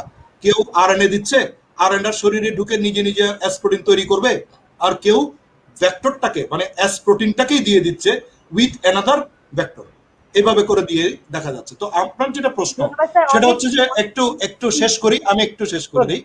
আপনার যেটা প্রশ্ন সেটার শেষটা হচ্ছে এরকম যে এই ভাইরাসটার ইফেক্টিভিটি আপনি জানতে চাইছেন, ইফেক্টিভিটিটা কেমন। এখন যদি আপনি বোঝেন তাহলে দেখেন এই ভ্যাকসিনটা আমি যখন দেওয়ার পর এটা আমার শরীরে ঢুকবে, ঢোকার পর সে ওই অ্যাডিনো ভাইরাসের মাধ্যমে এস প্রোটিন গুলো আমাদের সেলের মধ্যে অ্যাডপ্ট করাবে, তারপর এটা আমার শরীর থেকে অ্যান্টিবডি তৈরি করার একটা রেসপন্স দিবে, সেটা তৈরি করতে 2 থেকে 3 সপ্তাহ সময় নেবে। তাহলে এই 2 থেকে 3 সপ্তাহ তো আপনি আনপ্রোটেক্টেড, অর্থাৎ ভ্যাকসিনটা দেওয়ার সাথে সাথে আপনি প্রোটেক্টেড নন। কিন্তু আমরা ভাবতেছি ভ্যাকসিন দিছি, আমি রাজা, আমি কিং, আমি এখন মাস্ক ছাড়া ঘুরবো, আমি এখন যেখানে খুশি সেখানে যাব। এই তো হচ্ছে ঘটনা। আসলে আপনার তো 3 সপ্তাহ পরে কি আপনার অ্যান্টিবডি তৈরি হবে, এবং বলা হচ্ছে যে অ্যাস্ট্রাজেনিকা এটা 3 সপ্তাহ পরে গিয়ে কিন্তু আপনাকে 30% প্রোটেকশন দিতে পারবে, 70% তো আপনার প্রোটেকশন নাই। অর্থাৎ আপনি ভ্যাকসিন দেওয়ার পরেও আপনাকে অ্যাটলিস্ট মাস্ক ইউজ করতে হবে, আপনাকে অ্যাটিকেট গুলো মেনতে হবে, হাত ধোয়ার ব্যবস্থা করতে হবে, আপনার দূরত্ব মেনটেন করতে হবে, এইসব কিছু মেনে চলতে হবে। এই 3 সপ্তাহ পরে গিয়ে বলা হচ্ছে 1 মাস পরে যদি আমি সেকেন্ড ডোজটা দিই, তাহলে আমি হাইয়েস্ট 40 to 50% এটার প্রোটেকশন পাবো। কিন্তু যদি 2 মাস পরে দেই, তাহলে আমরা পাবো হচ্ছে এটার 67% ইফেক্টিভিটি আমরা পেতে পারি। তাহলে দেখা যাচ্ছে 2 মাস পরে আমি যদি সেকেন্ড ডোজটা দিই, এটাকে বুস্টার ডোজ হিসেবে কাজ হবে, এবং তখনও কিন্তু এরপরও কথা থেকে যায়, এরপরও হচ্ছে কি আমাকে প্রোটেকশন দিবে কতটুকু, 67%। বাকি রয়ে গেল কি আরো প্রায় 23% আমাদের মানে চান্সেস থাকবে এটার আমাদের মধ্যে ডেভেলপ করার। আর এরপরও বলতে হবে যে এটা তো একটা দুইটা বা some of the variant of the vaccines, some of the variant of the virus can be protected by this vaccine, not all the variant.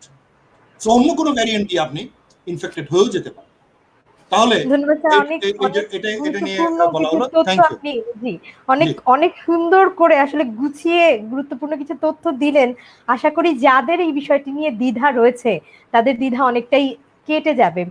চলে যাচ্ছি শাহরি আপার কাছে। আপা, এই মুহূর্তটাতে এই লকডাউনের সময়টাতে একটা অর্থনৈতিক চাপ কিন্তু আসলে পড়বেই।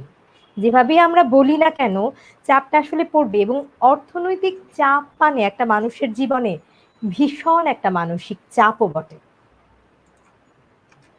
এই মানসিক চাপটি দূর করবার জন্য কিভাবে প্রস্তুতি নিতে হবে এবং কিভাবে মানসিক চাপটি সামলাতে হবে একটু জানতে চাইবো। মাথিন, একটা কথা আছে ইংরেজিতে যে এ Penney saved is a Penney earned. আমি যদি একটা পয়সা বাঁচাই, তার মানে সেটা কিন্তু আমার একটা পয়সা উপার্জন করার সমানই ব্যাপারটা গুরুত্বপূর্ণ। কাজেই এখন আমি কোন খাতে খরচ করব সেটা চিন্তা করার সময় নেই। এখন আমাকে ভাবতে হবে কোন খরচটা আমার জন্য এসেনশিয়াল, আমার কোথায় খরচ করতে হবে, না করলে একদমই চলবে না, ১০০তে ১০০ই চলবে না, আমি শুধু সেইখানেই খরচ করব। কাজে আমার ক্যাটাগরাইজ করতে হবে যে কোনটা মাস্ট। আরিফ ভাই কিন্তু একটা কথা বলছিলেন যে এই একটা ভাইরাস পুরা সৃষ্টি জগৎটাকে লন্ডভন্ড করে দেওয়ার ক্ষমতা রাখে, এবং আমরা ম্যাথমেটিক্সে ম্যালথাসের থিওরি অনুযায়ী জানি যে বিভিন্ন সময় মহামারী আসে, বিভিন্ন সময় পৃথিবীতে কিন্তু মানব সভ্যতা এক্সটিংক্ট হয়ে গেছে। আমরা মিশরের পিরামিড কিভাবে হয়েছে ভুলে গেছি। আমরা এরকম অনেক পুরনো ঘটনা কিন্তু আমরা জানি না। মানব সভ্যতা বারবার, সেটা নুয়ের প্লাবনী হোক বা যেটাই হোক, এবার কিন্তু একদম সেরকম একটা ঘটনা চলে এসছে। কাজেই এখন অনলাইন শপিং করা যাবে না, এখন আমার ইমার্জেন্সি বাজেট রাখতে হবে, এবং আমি যদি চাকরি না পাই, আমি যদি ৫ টাকা বেতনের এলিজিবল হই, আমি ২ টাকা বেতনের কাজ যদি পাই, আমাকে সেটাও করতে হবে। এবং কোনো ধরনের ইনভেস্টমেন্ট এখন করা ঠিক হবে না। কারণ একটা খুব গুরুত্বপূর্ণ কথা যে এই ভাইরাসটা সেকেন্ড ওয়েভ যে এত ভয়ঙ্কর হবে এটা কিন্তু আমরা জানি না, এটা আমরা বুঝতেই পারিনি। তাহলে থার্ড ওয়েভ কি আসতে পারে? কারণ আরিফ ভাইয়ের কথা আমি আবার একটু প্রতিধ্বনি করি, প্রথমবার কিন্তু টার্গেট ছিল বয়স্করা, এবার কিন্তু টার্গেট হচ্ছে মধ্যবয়স্ক বা অপেক্ষাকৃত তরুণ। আরো সামনে কি বিভিন্ন আরেকটা রেঞ্জ গ্রুপ আসতে পারে কিনা?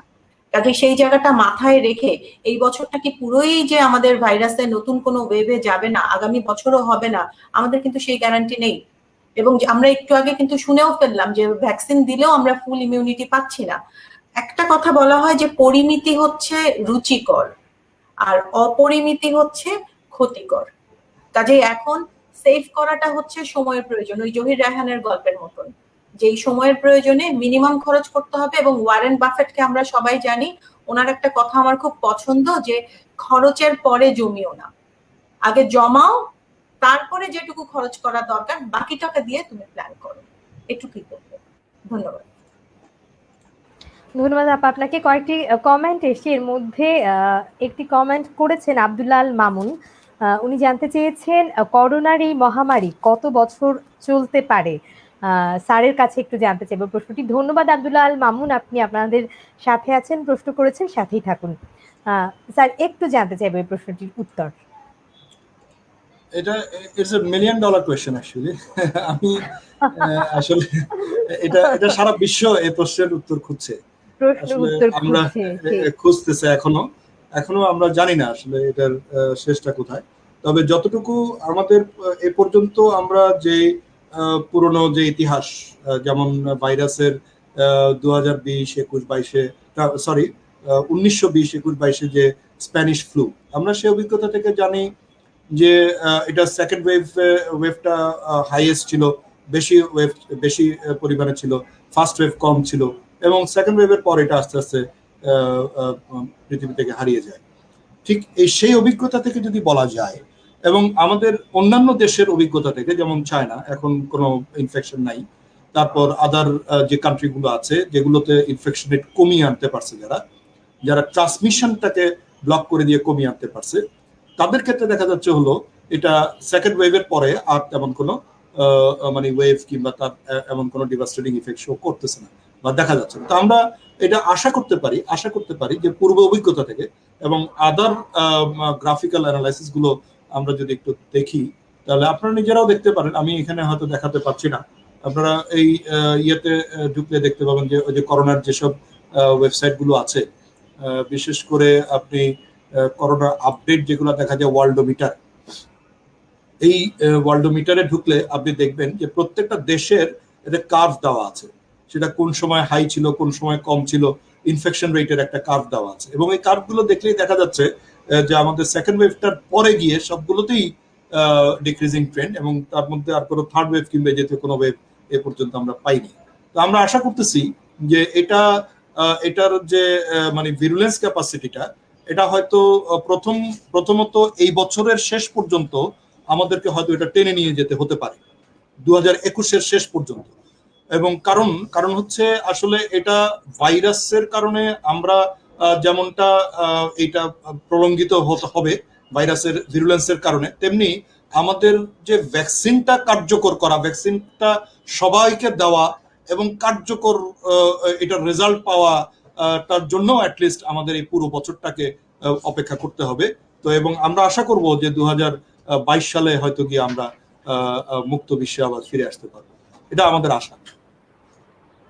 সেই সবারই আসলে তাই আশা, যেন আমরা একটা মুক্ত বিশ্বে ফিরে যেতে পারি। স্যার, একটু জানতে চাই, সেটি হচ্ছে হয়ে গেলে এই মুহূর্তটাতে যাদের করোনা হয়ে গেছে, বিভিন্ন উপসর্গ নিয়ে এসছে, হয়ে গেলে করণীয় কি এবং ঠিক কখন হসপিটালাইজড হওয়া জরুরি? আচ্ছা, এখানে আসলে ডিজিজ প্রোগ্রেশনটা আমাদেরকে একটু বুঝতে হবে। এটা হচ্ছে প্রথমত ডিজিজ সাইকেল, তারপর হচ্ছে ডিজিজ প্রোগ্রেশন। ডিজিজ সাইকেল বলতে আমরা যেটা বোঝাই সেটা হচ্ছে যে আমাদের কোন একটা এই ধরনের ইনফেক্টিভ যেসব রোগগুলো আছে, এই রোগগুলোর প্রথমত একটা ইনকুবেশন পিরিয়ড থাকে। ইনকুবেশন পিরিয়ড বলতে আমরা বোঝাই যে এই জীবাণুটা আপনার শরীরে ঢুকলো এবং ঢোকার পর থেকে উপসর্গ শো করার, উপসর্গ দেখা দেওয়ার আগ পর্যন্ত যে সময়টা, এই সময়টাকে আমরা বলি হচ্ছে একটা ইনকুবেশন পিরিয়ড। এবং এই ইনকুবেশন পিরিয়ডের পরে আপনার উপসর্গ মানে সিমটোমেটিক ফেজে আপনি আসবেন, এবং এই সিমটোমেটিক ফেজের পরে গিয়ে আপনার মধ্যে ডিজিজ ফেজটা আসবে, এবং তারপরে গিয়ে এটা ডিক্লাইনিং ফেজ বা আপনার ডিজিজটা আস্তে আস্তে মানে রিকভারি ফেজে চলে আসবে। তো দেখা যাচ্ছিল বা ডেথ ফেজে চলে যাবে, যে কোনো একটা। কিন্তু এখানে আমরা যেটা দেখি সেটা হচ্ছে যে করণীয়গুলো, অর্থাৎ আমি কোন স্টেজে কি করব, হ্যাঁ, সেটা নিয়ে আমরা একটু প্যানিক হয়ে যাই অনেক সময়। কারণ দেখা যাচ্ছিল আমার চোখের সামনে অনেকে মারা যাচ্ছে, একই ডিফারেন্ট এইজের মানুষ মারা যাচ্ছে, বয়স্ক মারা যাচ্ছে, ইয়ংও মারা যাচ্ছে।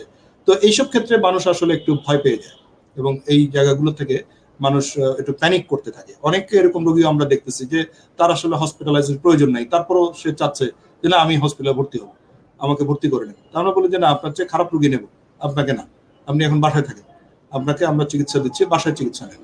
আমরা এখন উপায় নেই, আমাদের তো আসলেই যাদের দরকার তাদেরকে আগে নিতে হবে, সেজন্য আমরা এই ব্যবস্থা নিচ্ছি। কিন্তু এখন দেখা যাচ্ছিল যেমন ধরেন আপনি রোগের ক্ষেত্রে প্রথমত হচ্ছে এটা আপনার শরীরে ঢুকলো কিনা সেটা কনফার্ম করতে গেলে আপনাকে অবশ্যই পরীক্ষা করতে হবে, এটার কিছু কনফার্মেটরি টেস্ট আছে।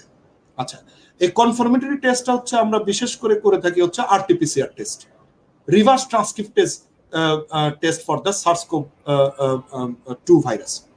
এই ভাইরাসটার আরএনএটাকে আমরা ডিটেক্ট করতে পারি, এবং রিভার্স ট্রান্সক্রিপ্টেজ দিয়ে ওটাকে ডিএনএ করা হয়, ডিএনএটাকে তখন ডিটেক্ট করা হয়। এই তো এটাকে আমরা কালেক্ট করি হচ্ছে স্যাম্পল থেকে, from nasal swab or the throat swab, যে কোনো এক জায়গা থেকে সেটা নিয়ে আমরা সেই আরএনএটাকে বের করে নিই, এবং সেই আরএনএটাকে ডিএনএ তে কনভার্ট করে রিভার্স ট্রান্সক্রিপ্টেজ করে তারপর আমরা সেটাকে ডিটেক্ট করি।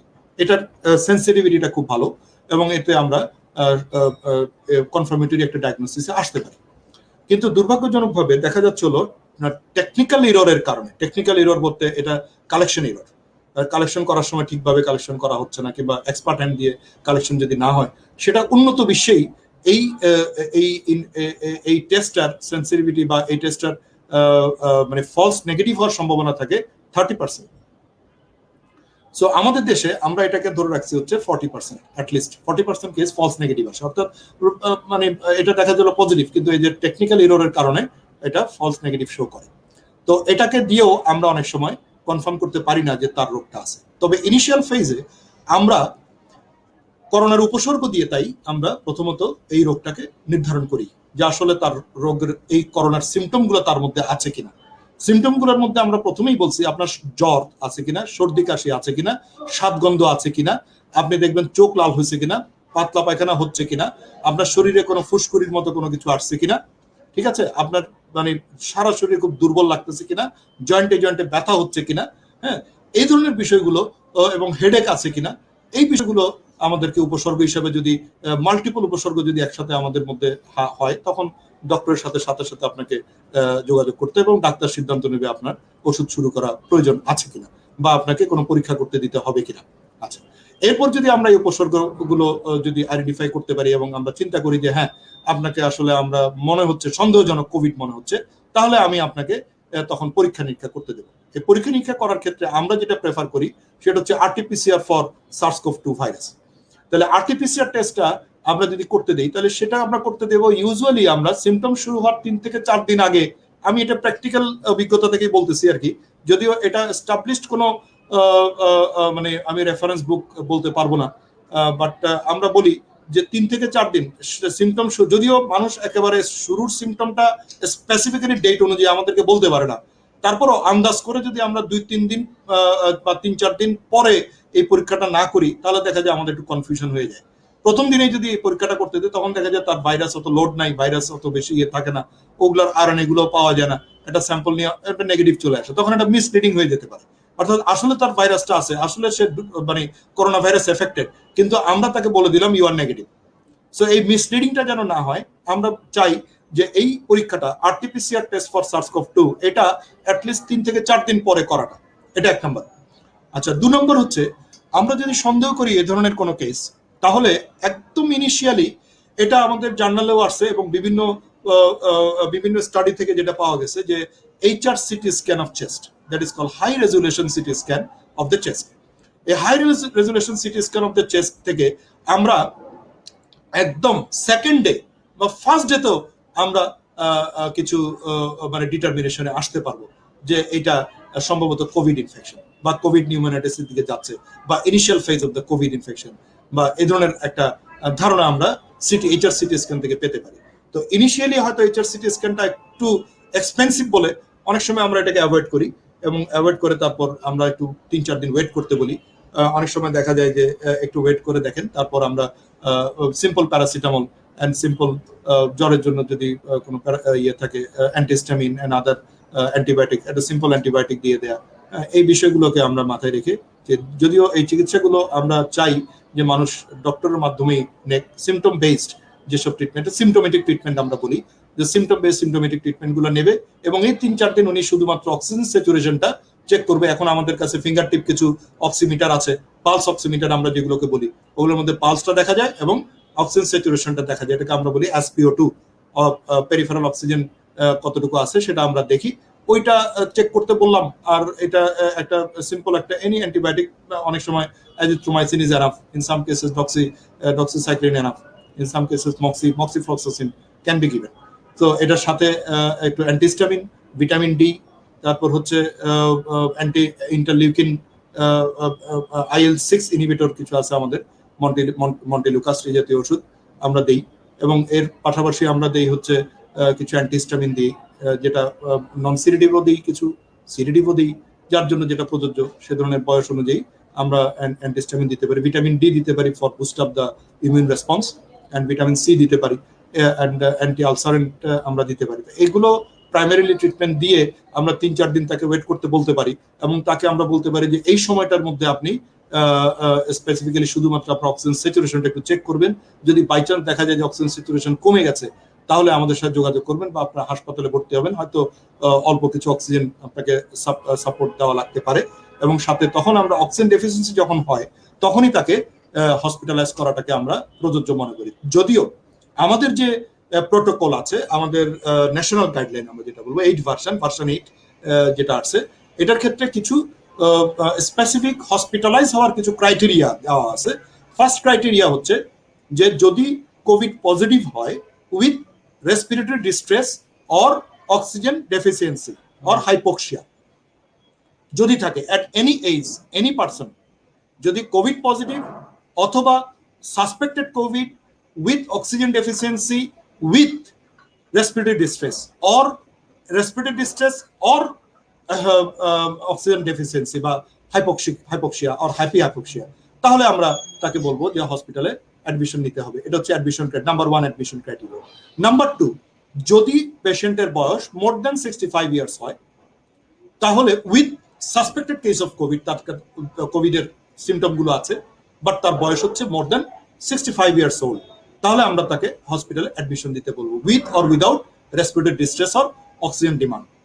এরপর আমরা বলবো হচ্ছে যদি কোমরবিডিটিস থাকে at any age, it may be more than 65 years or less than 65 years, but যদি কোভিড সন্দেহজনক কিন্তু তার মধ্যে ডায়াবেটিস আছে, প্রেসার আছে, আদার হার্ট ডিজিজ আছে, আদার হার্ট ফেলিউর আছে, বা আদার লিভার ডিজিজ আছে, কিডনি ডিজিজ আছে, কিডনি ফেলিউর আছে, লিভার ফেলিউর আছে, any other disease, comorbid disease যেগুলো থাকে, ক্রনিক কিছু ডিজিজ আছে মানুষের, এই ধরনের ডিজিজ যদি থেকে থাকে, তার মধ্যে যদি আমরা সন্দেহজনক কোভিড মনে করি, তাহলে তাকে হাসপাতালে ভর্তি হতে হবে, even the patient has developed any respiratory distress or oxygen demand or any kind of hypoxic level, তাকে হসপিটালে অ্যাডমিশন দিতে হবে। এইগুলো হচ্ছে প্রাইমারি ক্রাইটেরিয়া যেগুলো হসপিটালাইজড হওয়ার জন্য আমরা প্রয়োজন মনে করতেছি। এর বাইরেও প্যানিক সিচুয়েশন, অর্থাৎ আমরা যখন দেখব যে আমাদের এখন কিন্তু শুধুমাত্র হসপিটালাইজড হওয়াটাকেই প্রাধান্য দেওয়া যাবে না, কারণ হচ্ছে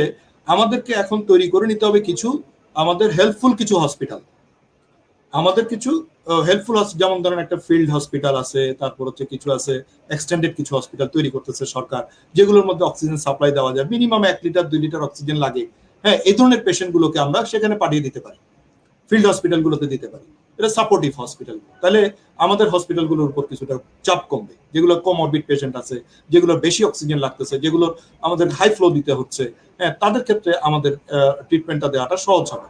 এই ধরনের ফিল্ড হসপিটাল গুলোর দিকে আমাদের একটু নজর যদি দিতে পারি, যাকে ওটা ডিফারেন্ট ডিসকাশন। আমি যেটা বলতে চাচ্ছিলাম সেটা হচ্ছে, প্রথমত আমরা উপসর্গ দেখব, উপসর্গ অনুযায়ী 2 থেকে 3-4 দিন আপনি বাসায় থাকতে পারেন, এবং সেই অনুযায়ী আপনি RT-PCR-টা 3-4 দিন পর পরীক্ষা করতে পারেন। আর ইনিশিয়ালি যদি করতে হয়, তাহলে আপনাকে একটা সিটি স্ক্যান অফ চেস্ট করে দেখতে পারেন, তার থেকে আমরা একটা ধারণা বা আন্দাজ করতে পারবো যে আপনি এটা কোভিডের দিকে যাচ্ছেন কিনা। এর বাইরেও আমাদের কাছে কিছু ব্লাড টেস্ট আছে, যে টেস্টগুলোকে ইউজুয়ালি আমরা সিরাম ফেরিটিন, তারপর হচ্ছে ডি ডাইমার লেভেল, এগুলোকে আমরা স্পেসিফিক্যালি এখন কোভিডের জন্য করতে বলতেছি।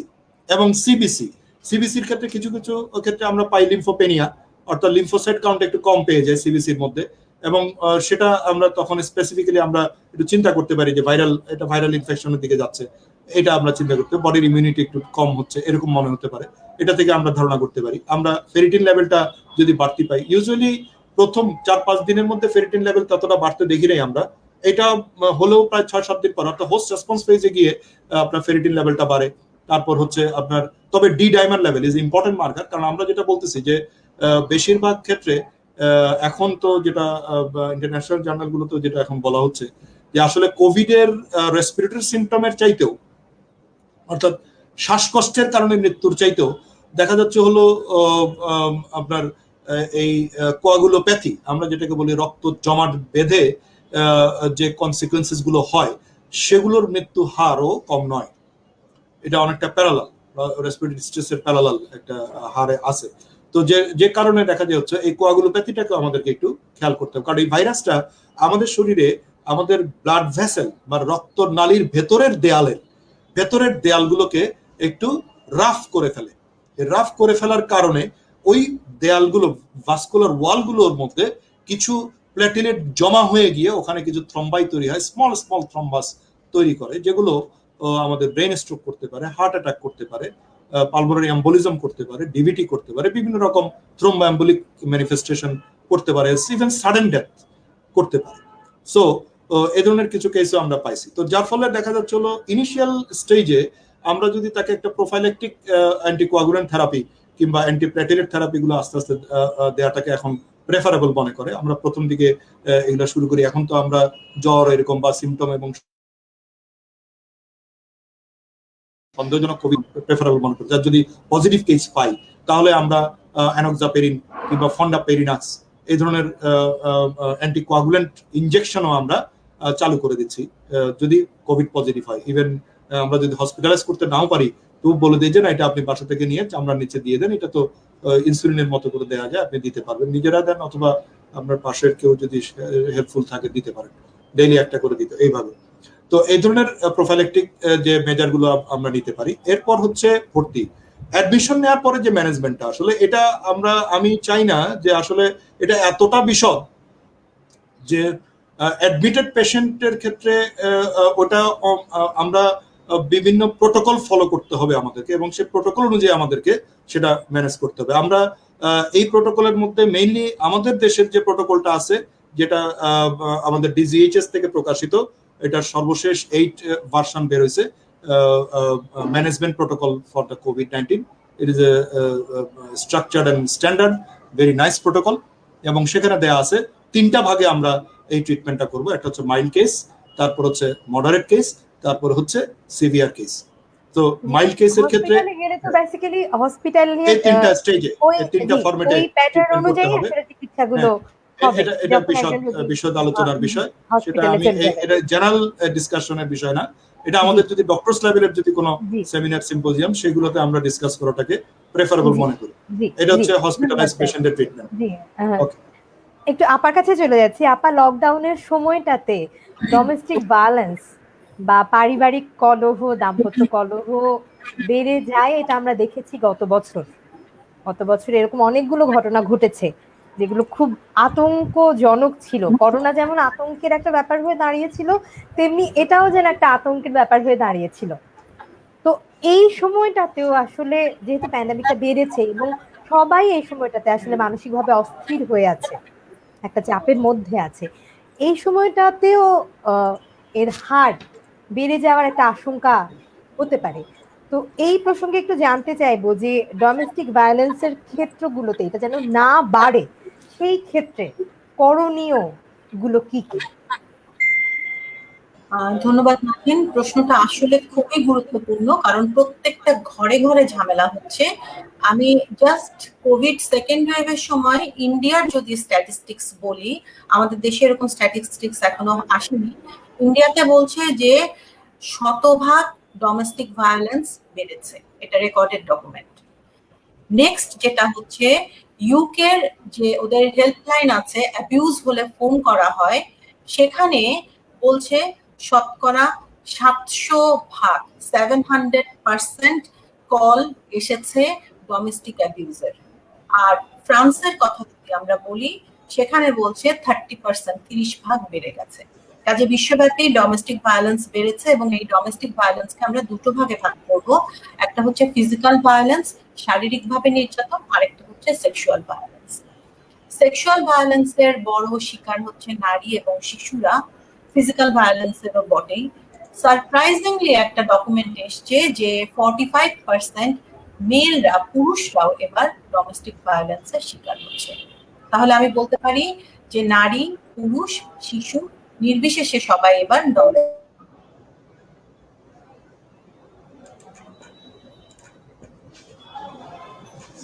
আপা শুনতে পাচ্ছেন? আপা নেটওয়ার্কটা একটু বোধহয় ডিস্টার্ব করছে।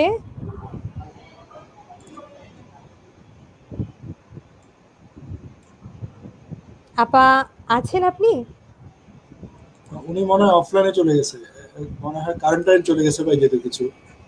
দর্শক আমরা আমাদের অন্য ডিসকাশনে যেতে পারি যদি প্রয়োজন হয়। অন্য দর্শক, ডিসকাশন, আমাদের অতিথি টেকনিক্যাল সমস্যার কারণে একটু অফ হয়ে গেছেন এই মুহূর্তটাতে। আমরা অনুষ্ঠানের একদম শেষ পর্যায়ে চলে এসেছি। আমরা আপার মানে পরামর্শটা শুনতে পারলে আসলে খুবই ভালো লাগতো, কিন্তু যদি মানে উনি যেহেতু আসতে পারছেন না কানেকশনের কারণে, তাই আমরা অনুষ্ঠান শেষ করছি আজকে। শেষের প্রশ্নটা স্যারের কাছে আমার, সেটি হচ্ছে এই মুহূর্তে সতর্কতার জন্য করণীয় কি কি? আসলে করণীয়টা তো মানে সবার জানা, আমরা পালন করি না আর কি, জানা আছে। করণীয়টা আসলে এখানে নতুন করে বলার কিছু নাই। তবে আমি যেটা বলবো যে আমরা তো আসলে মানে রেফারেন্স দিয়ে বলতে হয়। আমরা যখন কথা বলি, আমরা তো রেফারেন্স ছাড়া বলতে পারি না আর কি, যে এটা করতে হবে, ওটা করতে হবে। আমরা তো আর ফতোয়া দিতে পারি না। আমরা যেটা দিব সেটা হচ্ছে, আপা আসছে মনে হয়, ওনার কিছু বক্তব্য মনে বাকি ছিল। আমার মনে হয় উনি বলুক, ওনার টপিকটা ইন্টারেস্টিং ছিল। আপার কাছ হ্যাঁ থেকে জিজ্ঞেস করে নিব। আপনি ও আপনার আচ্ছা আচ্ছা ঠিক আছে। উত্তরটি শেষ করুন। আমি আমি যেটা বলতে চাচ্ছিলাম, আমাদের আসলে করণীয় হচ্ছে নির্ধারণ করতে হবে, এটা একটা মহামারী, প্রথমে এটা ভাবতে হবে। এই মহামারীটা কেউ একক ব্যক্তির পক্ষে কিংবা কোনো একটা একক প্রতিষ্ঠানের পক্ষে কিংবা কোনো সরকার এককভাবে এই মহামারী মোকাবেলা করতে পারবে না, সম্ভব না।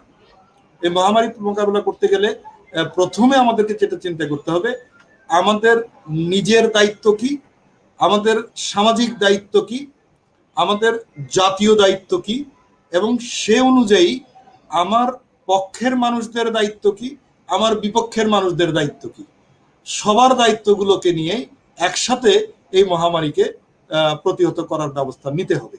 এবং সেইখানে আমরা এখনো পর্যন্ত মনে হয় সবাইকে এভাবে একত্রিত করতে পারি নাই, এটা আমাদের ব্যর্থতা। এটা কোনোদিনই সম্ভব না, একা আসলে কাউকে দোষও দেওয়া যাবে না যে আপনি এটা করতে পারেন না। এটা এত বছর পারে নাই, হঠাৎ করে এক বছরে এটা একটা একটা একটা জাতি বা একটা রাষ্ট্র, এটা কখনোই সম্ভব না, সম্ভব না। 50 বছরে যে পারে না সে কি করে এক বছরে পারবে? আচ্ছা যাকে, সেটা ভিন্ন ডিসকাশন। আমরা যেটা বলতে চাই করণীয়র ক্ষেত্রে আমাকে করণীয়টা আগে বুঝতে হবে, কেন আমাকে করণীয় নির্ধারণ করতে হচ্ছে। আমাদের তো ইনফেকশন, আমাদের এই করোনায় যতটুকু মানুষ মারা যাচ্ছে, যে পরিমাণ মানুষ মারা যাচ্ছে, আমি সিম্পল যদি রোড অ্যাক্সিডেন্টও ধরি, রোড অ্যাক্সিডেন্টে তো এর চেয়ে অনেক বেশি মানুষ মারা যাচ্ছে প্রতিদিন। আপনি চিন্তা করে দেখেন, পার ডে রোড অ্যাক্সিডেন্টে 30-40 জন মানুষ মারা যায়, এরকমও আছে ইতিহাস। তো আমাদের করোনাতে আর কয়জন মারা যাচ্ছে? 50-এর বেশি। এখন সর্বোচ্চ মারা গেছে 76 জন একদিনে। বুঝেন বিষয়টা? তাহলে আমাদের কিন্তু অন্যান্য ডিজিজের কারণে ডেথ রেটটা যত বেশি, আমাদের দেশে কোভিডের কারণে ডেথ রেটটা কম, অনেক কম। ইভেন দো অন্যান্য জায়গাগুলোতে আমাদের যা করণীয়, সেই করণীয়গুলো কিন্তু সবাইকে নিয়ে করতে হবে এমন নয়। সেই করণীয়গুলো সবাইকে নিয়ে করতে হবে এমন না, সেই করণীয়গুলো হচ্ছে অন্য ফ্যাক্টর। কিন্তু এটার উপর আমাদের নজরটা বেশি কেন?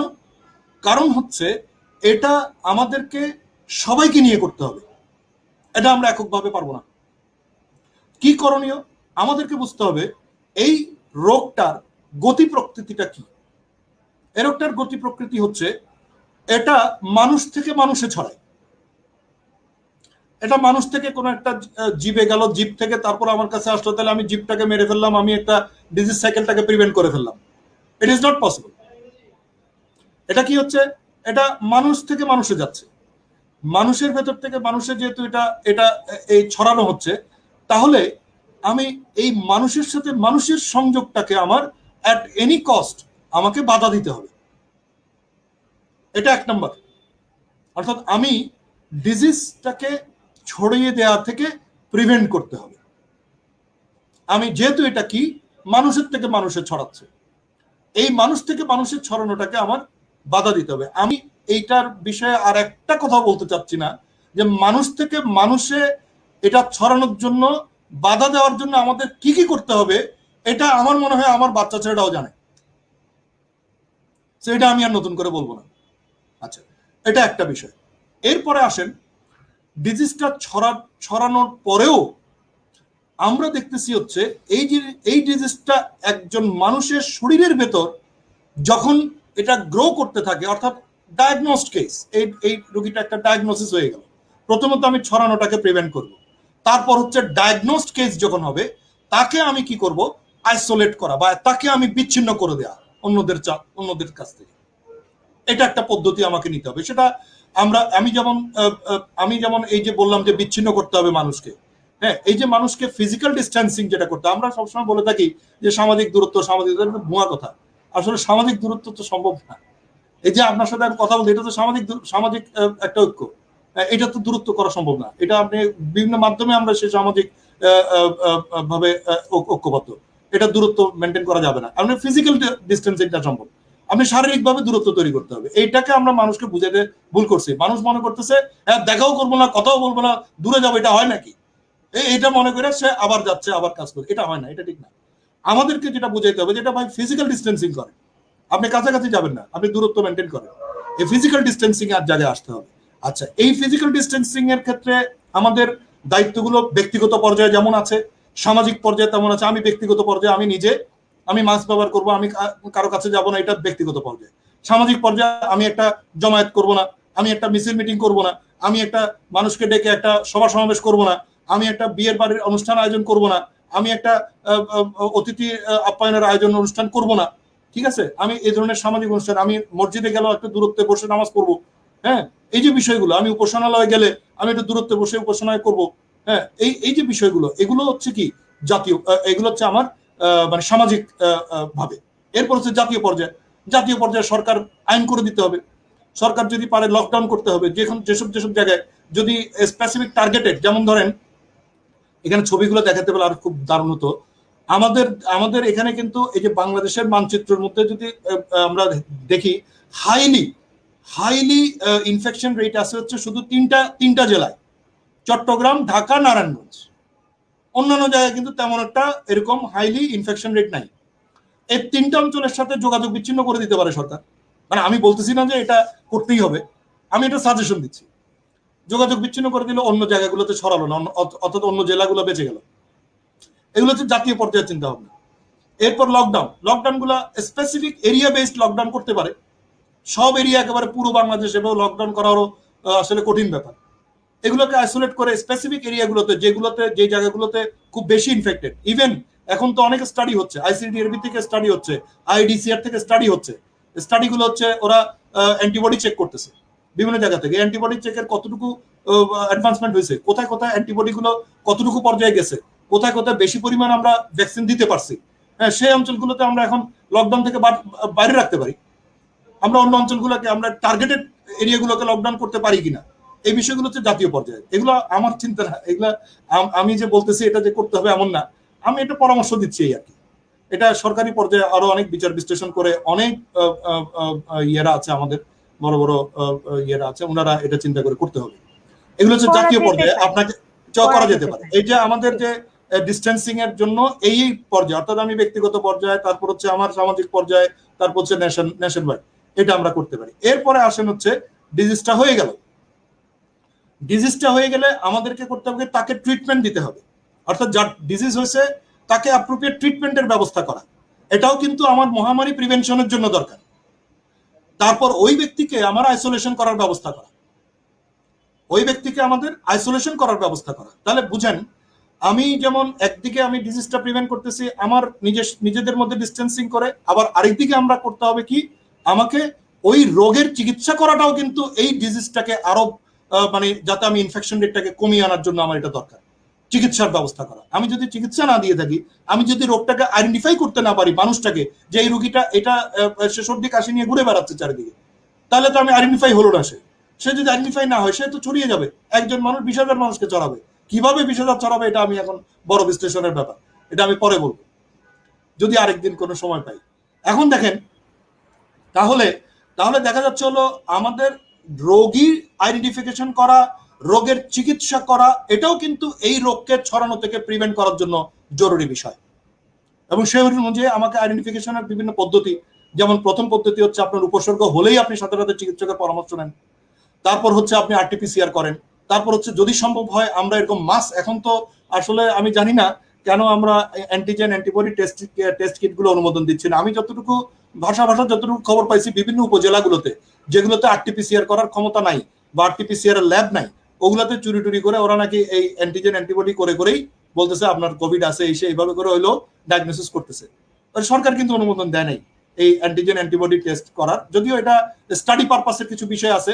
কারণ আমি যদি এখন ছেড়ে দিই, তাহলে আমাদের স্টাডি করা সম্ভব হবে না যে আসলে লোকালিটিতে কোন লোকালিটিটা অ্যান্টিবডি দিয়ে প্রোটেক্টেড হয়ে গেছে, কোন লোকালিটিটা ভ্যাকসিন দ্বারা উপকৃত হচ্ছে, এগুলো আইডেন্টিফিকেশন করা সম্ভব হবে না আমরা যদি এই টেস্টটাকে উন্মুক্ত করে দিই। এটাও একটা পজিটিভ দিক আছে।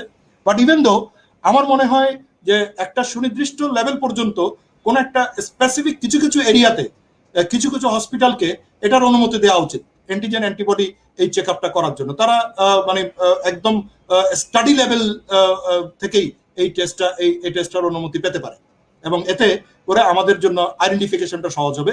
রোগী আইডেন্টিফিকেশন হচ্ছে একটা পদ্ধতি, যে পদ্ধতিতে আমরা এই ইনফেকশন রেটটাকে প্রিভেন্ট করতে পারি।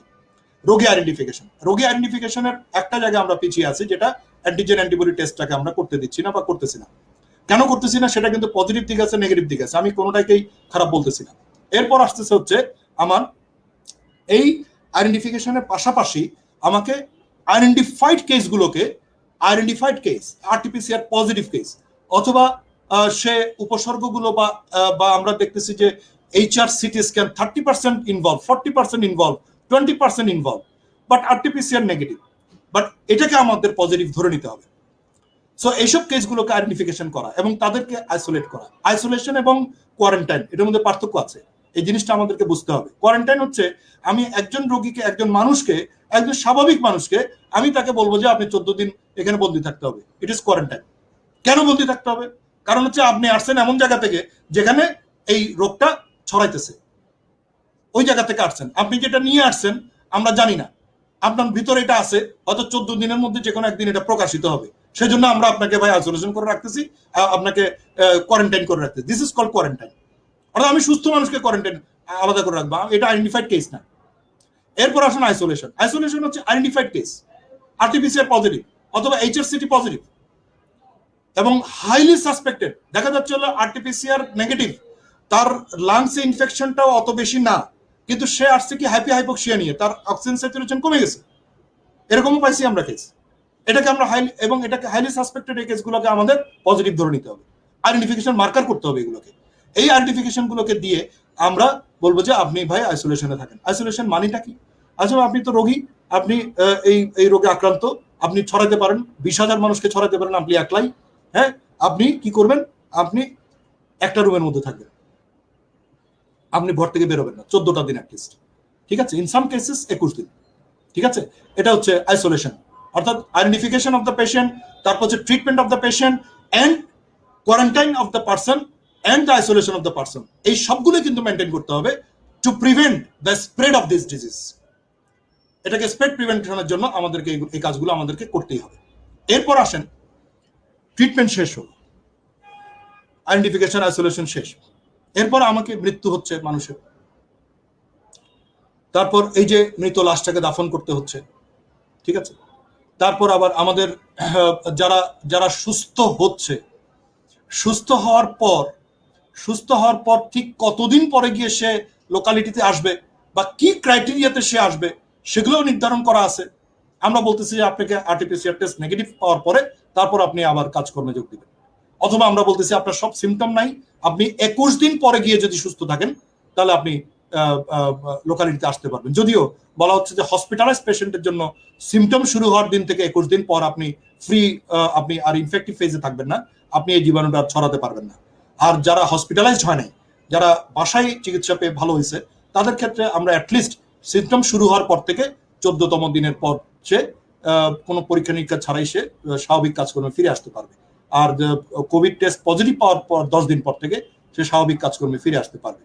এই বিষয়গুলোকে আসলে বিশদ আকারে প্রচার প্রপাগান্ডা আনতে হবে, মানুষকে বুঝিয়ে বলতে হবে, মানুষকে জানান দিতে হবে যে আপনার এই সময়গুলোতে আপনাকে সাবধান থাকতে হবে, ভেতরে থাকতে হবে, বাসায় থাকতে হবে, আপনার এই কাজ করতে হবে, বাসায় ছুটি নিতে হবে, এই বিষয়গুলোতে আসতে হবে। এরপর হচ্ছে একজন ডেথ পেশেন্টকে বা এই কোভিড আক্রান্ত কিংবা শনাক্ত হয়েছে এরকম পেশেন্ট যদি মৃত্যুবরণ করে, তাকে এটা একটা সুনির্দিষ্ট প্রোটোকল আছে, সেই প্রোটোকল অনুযায়ী তাকে দাফন কাফনের ব্যবস্থা করতে হবে।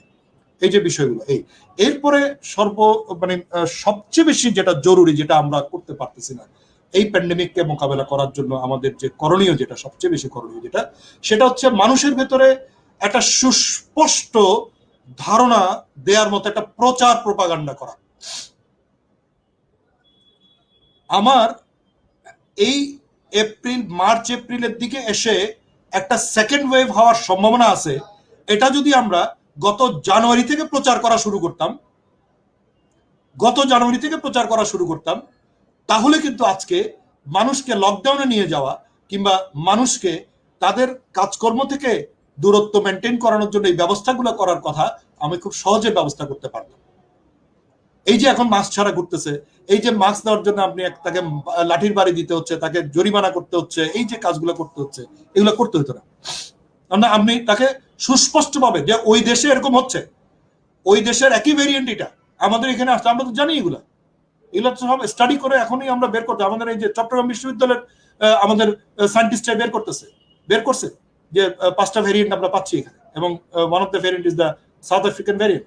এগুলো বের করতেছে, ওরাই তো বের করতেছে, আমরাই তো বের করতেছি। আমরা এটাকে প্রচারে নামতে পারতেছি না, আমরা এটা প্রচার করতে পারতেছি না। প্রচার করতে গিয়ে আমাদের সমস্যা হচ্ছে। এই প্রচারটা হচ্ছে প্রাথমিক বিষয়, যেটা আমি সবাইকে বুঝিয়ে দিতে হবে, জানিয়ে দিতে হবে যে ওই দেশে এরকম হচ্ছে, এইটার গতি প্রকৃতি এমন, এটা এরকম হতে পারে, এটা ভবিষ্যৎটা এরকম। হ্যাঁ, এখনো যদি আমি যেমন আমরা এখন কি করতেছি, আমরা লকডাউন করতেছি কি, যেমন ধরেন, আমি এটা সমালোচনা না, আমি বলবো আনসাইন্টিফিক। যেমন ধরেন এই লকডাউন করতে হলে আপনারা তো এতক্ষণ যে আমি ডিসকাশনটা করলাম, কেউ যদি পুরো ডিসকাশনটা আমার শুনে থাকেন তাহলে বুঝবেন এই ভাইরাসটা ইনকুবেশন পিরিয়ড, অর্থাৎ এটা আমার শরীরে ঢোকার পর থেকে উপসর্গ শো করার সময়কাল 14 দিন। এই 14 দিনের মধ্যে এই ভাইরাসটা আপনার শরীরের ভিতরে সুপ্ত অবস্থায় অবস্থান করতে পারে। আপনি ঘুরে বেড়াচ্ছেন, ইয়ে করে বেড়াচ্ছেন, আপনি কারোর সাথে কথা বলে বেড়াচ্ছেন, আপনার এটা ছড়িয়ে যাবে।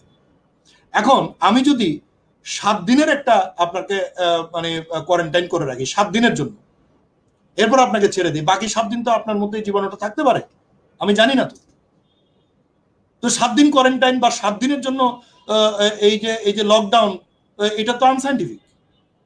It should be for 14 days at least, যাতে করে আমরা এই ইনকুবেশন পিরিয়ডটা পার করতে পারি। তাহলে না আমার এটা একটা প্রযোজ্য হবে যে এটা ইয়েগুলো, এই বিষয়গুলো আসলে আরো মানে বিশদ আলোচনার হয়তো বিষয় আছে। আমি অল্প কথায় এতগুলো আসলে বলার কঠিন হয়ে যায়, তারপরও বলতে হয় আর কি। আরো যদি কিছু প্রশ্ন থাকে বলতে পারেন। আমার ধন্যবাদ স্যার, অনেক সুন্দর করে আপনি আসলে এত গুরুত্বপূর্ণ কিছু তথ্য আমাদের জানালেন। একটু আপার কাছে চলে যাচ্ছি, মাঝখানে আপা ডিসকানেক্টেড হয়ে গেছিল। আপার প্রশ্নর উত্তরটা, পরামর্শটা, যেটা আমি যে প্রশ্নটা আমি করেছিলাম যে লকডাউনের সময় ডোমেস্টিক ভায়োলেন্স বেড়ে যায় বা দাম্পত্য কলহ বাড়ার একটা আশঙ্কা থাকে, এই ক্ষেত্রে যেন না বাড়ে সেই বিষয়গুলোতে করণীয় কি, এটা ছিল প্রশ্নটি, এবং এটির উত্তর দিচ্ছিলেন আপা। এবং মাঝখানে যেহেতু ডিসকানেক্ট হয়ে গেছিলেন, আপা এখন আমাদের সাথে যুক্ত হতে পেরেছেন। আপার কাছ থেকে বাদবাকি উত্তরটি শুনে আমরা অনুষ্ঠান আজকে এখানে শেষ করব। আপা বলুন। আচ্ছা, আমি তো অলরেডি তথ্য উপাত্ত দিয়ে এটুকু বলেই দিয়েছি যে এবারকার ডোমেস্টিক ভায়োলেন্সে ইন্ডিয়াতে শতভাগ, ইউকেতে ওখানে প্রায় 700% কল আসছে, এবং ফ্রান্সেও 30% বেড়ে গেছে। তো নারী শিশুর সাথে সাথে পুরুষরাও কিন্তু 45% পুরুষ ডোমেস্টিক ভায়োলেন্সের শিকার হচ্ছে। তার মানে এই ডোমেস্টিক ভায়োলেন্সটাকে আমরা এভাবে ভাগ করতে পারি যে এটা মানসিক নির্যাতন, শারীরিক নির্যাতন অথবা যৌন নির্যাতন। এটার একটা খুব বড় সাইকেল আছে, এবং এটাকে আমরা অ্যাবিউসিভ সাইকেল বা ভায়োলেন্স সাইকেল বলি। এবং এই সাইকেলটা যদি আমরা আইডেন্টিফাই এবং বুঝতে পারি, তাহলে কিন্তু কিছুটা হলেও হয়তো বা এখান থেকে আমরা রেহাই পাবো। সাইকেলটা কি? সাইকেলটাতে মাত্র 3টা ভাগ আছে। এটা একটা চক্র। চক্রের প্রথম অংশটাকে আমরা বলছি হানিমুন পিরিয়ড, যখন আরেকজনের সাথে, যে আমাকে অ্যাবিউজ করবে তার সাথে আমার ভালো একটা সম্পর্ক, একটা মাধুর্যের জায়গা তৈরি হচ্ছে, একটু এর আগে ঝগড়া হলে একটু মিষ্টি কথার জায়গা তৈরি হচ্ছে, একটু গিফট আদান প্রদান হচ্ছে, এটাকে আমরা বলছি হানিমুন ফেজ। হানিমুন ফেজ থেকে একটু কয়েকদিন পরে আমাদের যে জায়গাটা তৈরি হচ্ছে tension building phase. Tension building ফেজে আমি কিন্তু বুঝবো যে এখানে মাথিন, তোমার সাথে আমার হানিমুন ফেজ ছিল, হ্যাঁ মাথিন খুব ভালো, তুমি আমাকে সাতকাহনে ডাকলে, আমি খুব খুশি হলাম।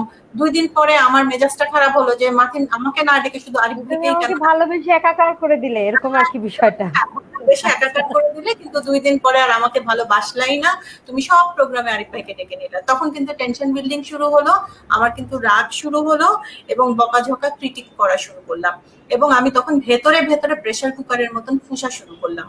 থার্ড ফেজটা হচ্ছে আমি এক্সপ্লোড করব, এবং এটা এক্সপ্লোশন, এবং তখন আইদার আমি মানসিক অথবা শারীরিক নির্যাতন বা রাগ যেটাই হোক হবে। তাহলে 3টা ফেজ, একটা হচ্ছে হানিমুন ফেজ, একটা হচ্ছে টেনশন বিল্ডিং ফেজ, একটা এক্সপ্লোশন ফেজ।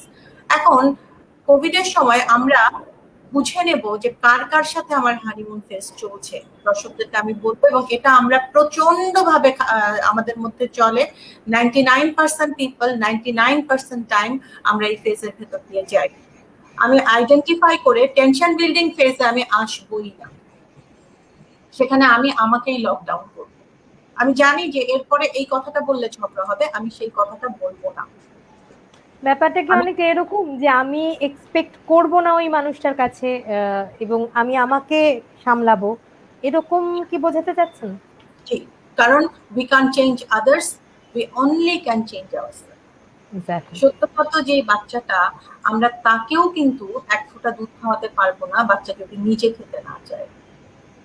কাজেই life is a matter of choice, যে কথাটা আমার সব থেকে ভালো লাগে সাইকোথেরাপি, যে either we will choose to suffer or we will choose to enjoy. আমি জানি যে সামনের মানুষটার প্যাটার্ন এরকম, আমি তাহলে নিজেকে উইথড্র করব, আমি চুপ থাকবো।